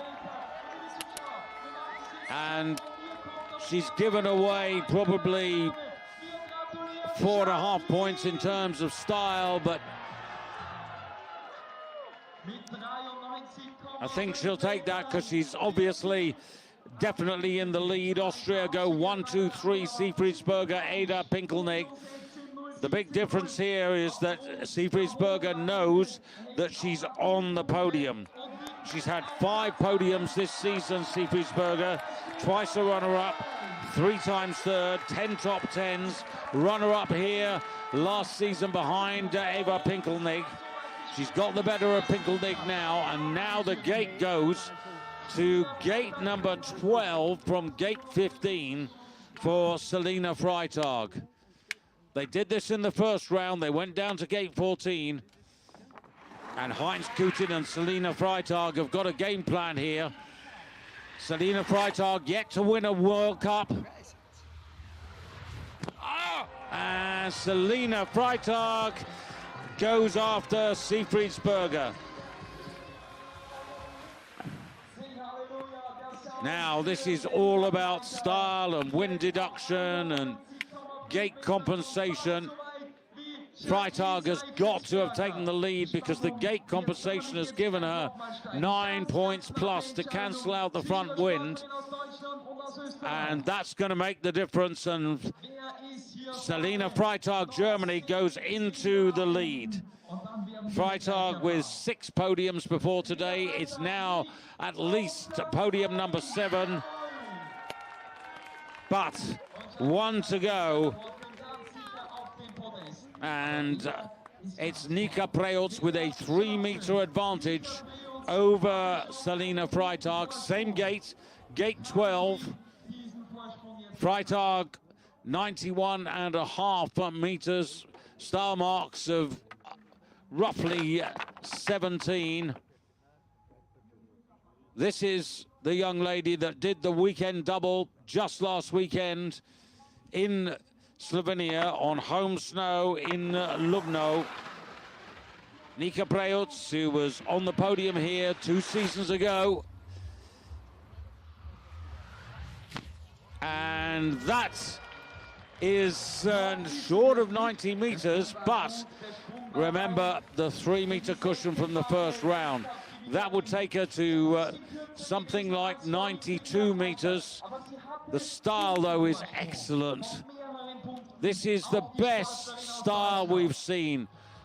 That body position is absolutely textbook.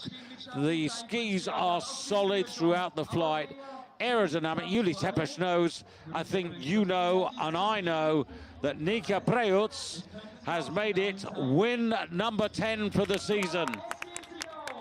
Her 17th career win, her first in Hinzenbach, and once again, Selina Freitag must wait for that elusive success.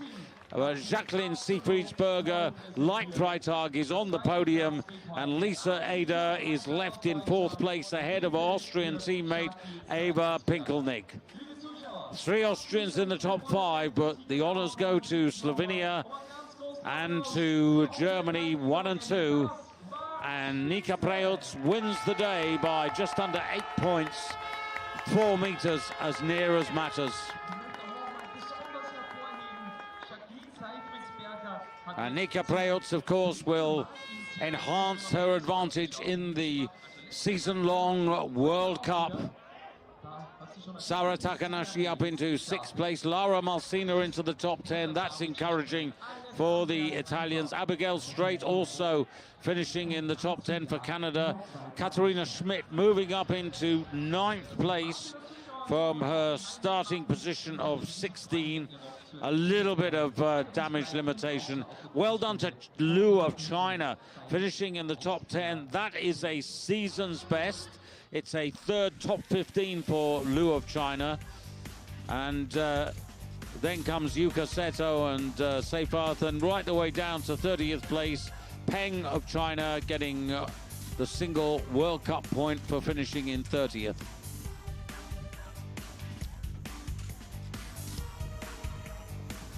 Well, it's taken us a little longer than we anticipated, largely because of the changing wind here.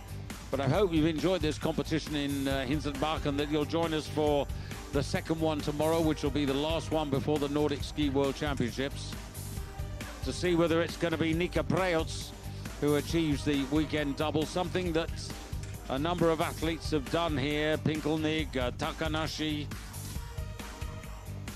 Kreutzer in their time, Lundby before as well. But Nika Preutz is in irresistible form at the moment.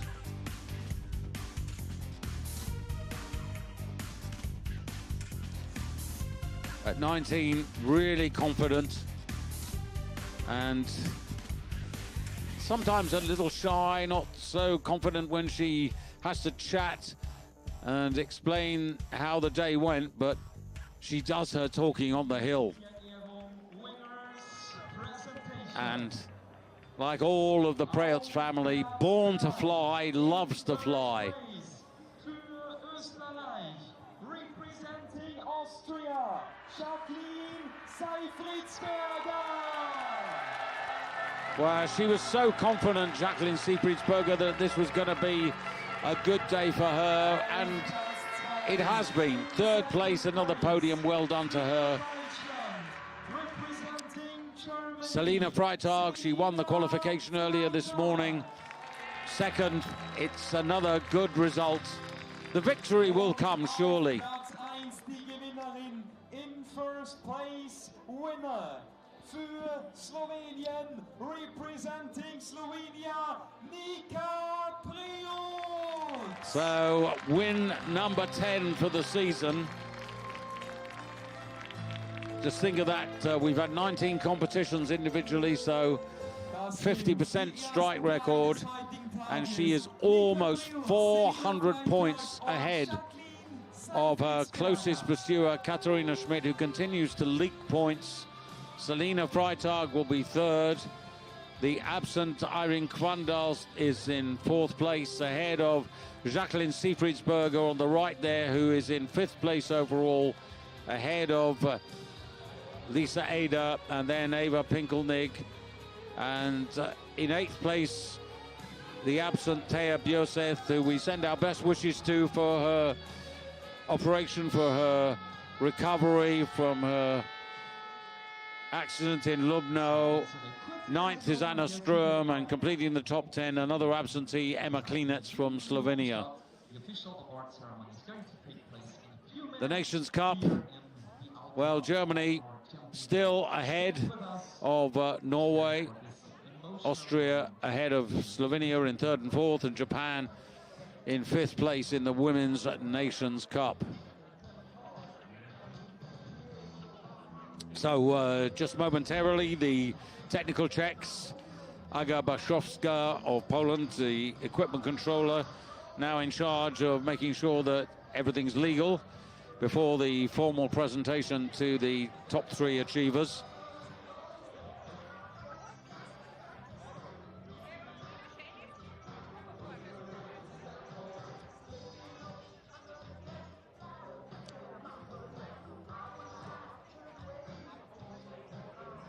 And that shouldn't be more than, hopefully, 5 minutes away. Here's Nika. Nika, congratulations to very solid jumps from you, 90 and 89 meters today, and the victory in Hinzenbach. Blue sky, sunshine, looks like a perfect day, wasn't it?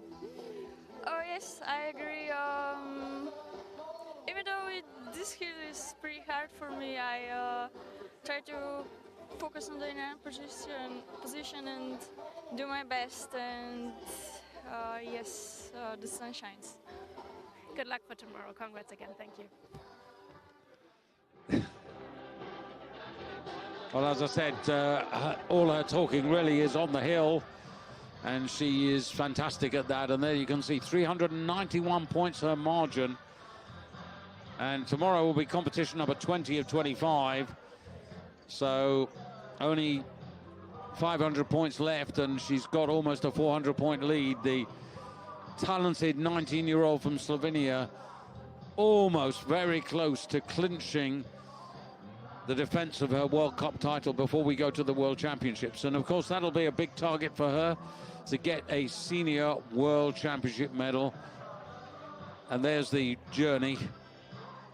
Tomorrow, Hinzenbach, and then a gap because of the Nordic Ski World Championships before we resume for raw air in Oslo on the Holmenkollen, the big ski flying hill in Vikersund. And then for the women, the finale of the season in Lahti, the winter sport capital, of course, of Finland.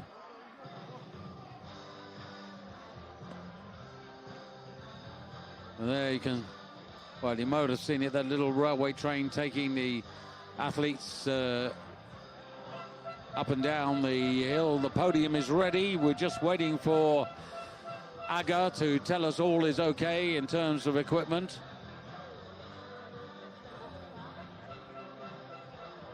Lovely Saturday afternoon. Hope it's as nice wherever you are. Remember, you can keep in touch with us at fisski.com and at FIS Jumping. Always good to hear from you with your questions or thoughts, so please do keep in touch with us. So momentarily, I think Chika Yoshida will be leading out our three top athletes of the day.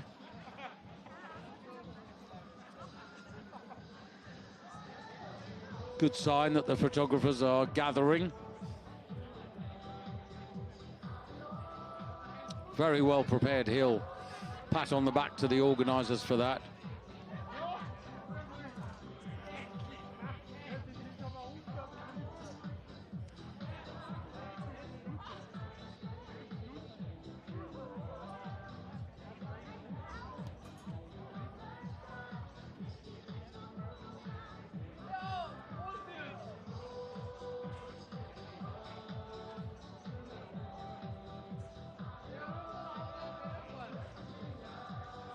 I think the World Championships, hopefully you'll have the opportunity to spend some time with us. Trondheim, which last hosted the Nordic Ski World Championships in 1997, was brilliant. We had blue skies and sunshine all the way until literally the last words of the closing ceremony, and the rain came down, but it was perfect until then. A wonderful opening ceremony in the central square of Trondheim, this very much maritime city, former capital of Norway, and they are really looking forward to welcoming everybody. Norway, of course, as I mentioned right at the beginning of the competition, just before we started, they've lost two of their great stars, actually three, because Silja Opseth injured and out of contention for the team, and now Thea Bierseth because of her crash in Lubno last weekend, and Halvor Granerud, a training crash, and he's out of it. And that's really, really tough and hard for them individually, not only because of the injuries they've sustained, but the fact that they missed the World Championships on their own home snow. And for Halvor Granerud, he seems to have a uncanny knack of missing out on the World Championships. Last time it was COVID that kept him out of contention, but as ever, we wish them well and a quick recovery.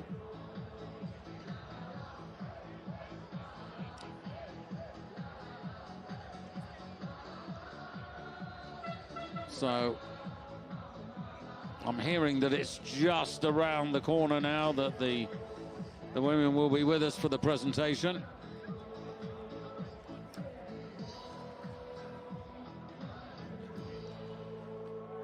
And you might just be interested in terms of wages. Nika Preutz, before today, in just prize money, not sponsorship money, has accumulated 93,769 Swiss francs. Eva Kvandal of Norway, second best in the prize fund, 74, almost 75,000. Selina Freitag going on 67,000.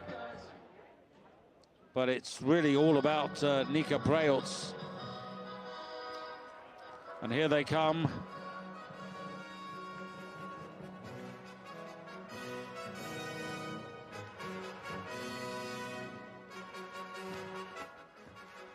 Lake Placid saw the women getting equal prize money with the men. That's 13,000 Swiss francs. FIS Skisprung-Weltcup der Damen in Hinzenbach 2025, die Siegerehrung. FIS Ski Jumping World Cup Ladies 2025 in Hinzenbach, the award ceremony. Wir begrüßen die erfolgreichen Sportlerinnen hier bei uns im Schanzenauslauf. Auf Platz 3, in third place, für Österreich, representing Austria, Jacqueline Seifritzberger. Well, the Austrians, Seifritzberger, Ada Pinkelnig and Mühlbacher, 4 in the top 15, but Jacqueline is the best of the Austrians. Really nice for the host nation to have one of their athletes on the podium. It's a sort of nice reward to everybody here, particularly for Jacqueline, who's got friends and family here. Selina Freitag for Germany, becoming a very regular affair for her to make the podium, third in the World Cup rankings for the season. Nika Preutz. Für Slowenien, representing Slovenia, Nika. A 17th career win for this talented 19-year-old who keeps the Preutz dynasty flag flying after Peter Preutz, who retired last season, Sene Preutz, one of her older brothers, and of course Doman, who's still active in the men's division of the World Cup. But it's Nika who's making the Preutz headlines. And some interesting mementos here.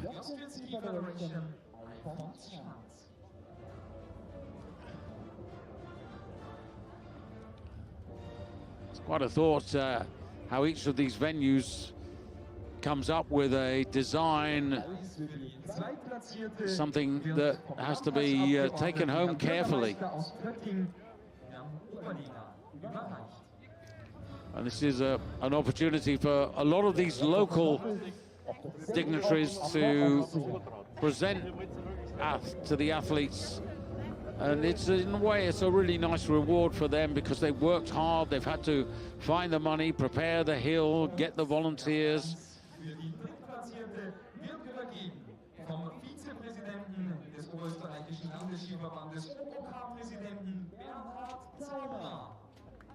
Vice President of the Upper Austrian Ski Federation and President of the local organizing committee. So it just remains for that familiar tune, it's been very familiar this season, the national anthem of Slovenia, to recognize yet again the achievement of Nika Preutz as champion today for the first time in Hinzenbach, a winner, win number 10 of the season.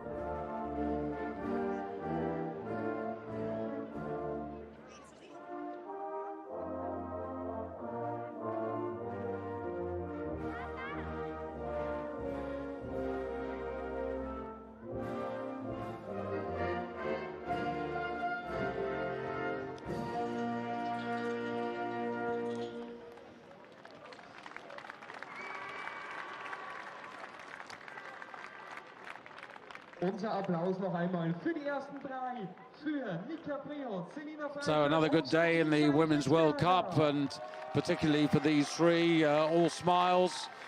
And they now have the afternoon to relax before they have to think about getting ready for tomorrow's competition. So it's time for us to take our leave. Thank you ever so much for watching on FIS TV. It's great to have you aboard, and we look forward to your company tomorrow when we do it all again.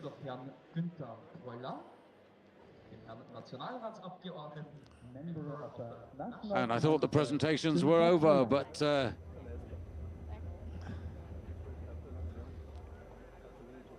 not quite sure what that's about, actually. Why Selina has got a bottle of something rather nice. Well, everybody's going to get a bottle of something nice.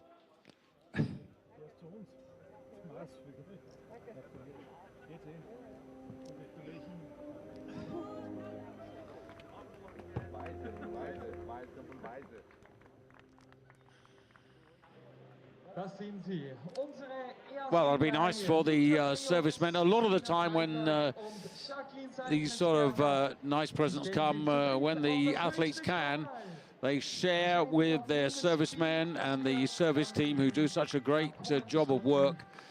And it is a team effort, even though these young ladies are the ones who actually go off the hill, have the skill, the flexibility, the courage to do what they do, but it is a team effort, and that's never to be forgotten.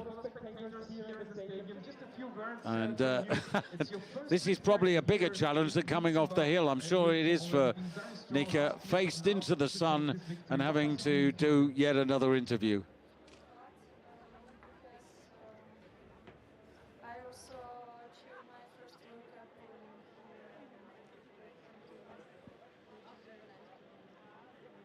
Thanks a lot. Vielen Dank.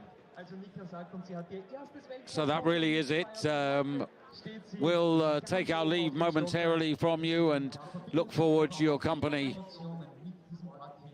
tomorrow lunchtime for the second competition to see whether Nika Preutz can do the double, or maybe Selina Freitag can get that elusive victory, or maybe one of the Austrians, Jacqueline Siefriesberger or Eva Pinkelnig or Lisa Eder perhaps, can actually find their way to the top of the table. From myself, David Goldstrom, and the team, thank you as ever for watching. Enjoy the rest of your Saturday. Bye-bye from Austria.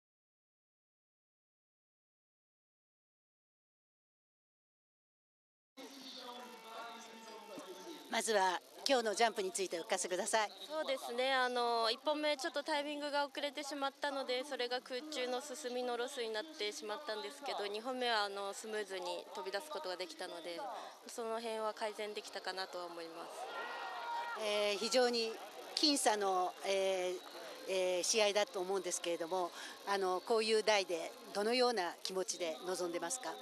そうですね、やっぱりその僅差の試合の中ではテレマークが重要になってくるので、そこをしっかり決めることを意識しながらトレーニングはしてました。そういう意味では今日は17点、大体17点だったみたいなんですけれども。びっくりしてます。ジャンプの内容的にもうまくまとめられたとは思うんですけど、それよりも飛型点が出るようになったことが一番嬉しくて、やっぱり積み重ねだとも思いますし、テレマークを入れ続けるっていうアピールをし続けることによってやっぱり印象も大事になってくるものなので、やっぱりそれがうまくつながり始めたのはすごく嬉しいです。明日また同じ台です。抱負を聞かせてください。そうですね、今日やっぱり細かいミスはいろいろと出てしまったので、そこをしっかり改善していけるようにしたいと思います。じゃあ明日表彰台期待します。頑張ります。ありがと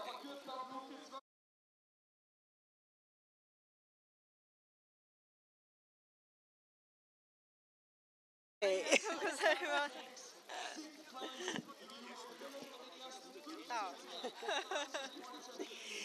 ハッピーバースデー、今日、お誕生日なんですけれども、今日のジャンプはいかがでしたか？予選と1本目は少し体に力が入ってしまって、思うような動きができなかったのかなっていうふうに思ったんですけど、ここに来てずっとやりたい動きっていうのが少しずつできるようになってきていたので、2本目は絶対大丈夫っていうふうに思って臨んだ2本目ですごくまた明日につながりそうな2本目だったので良かったのかなと思います。明日、また同じ台でありますが、明日への抱負をお聞かせください。はい、ここは本当に小さい台なので、すごい50センチがすごく大きな順位が変わるすごく難しいジャンプ台ではあると思うんですけど、今できる自分のジャンプをすれば少し上の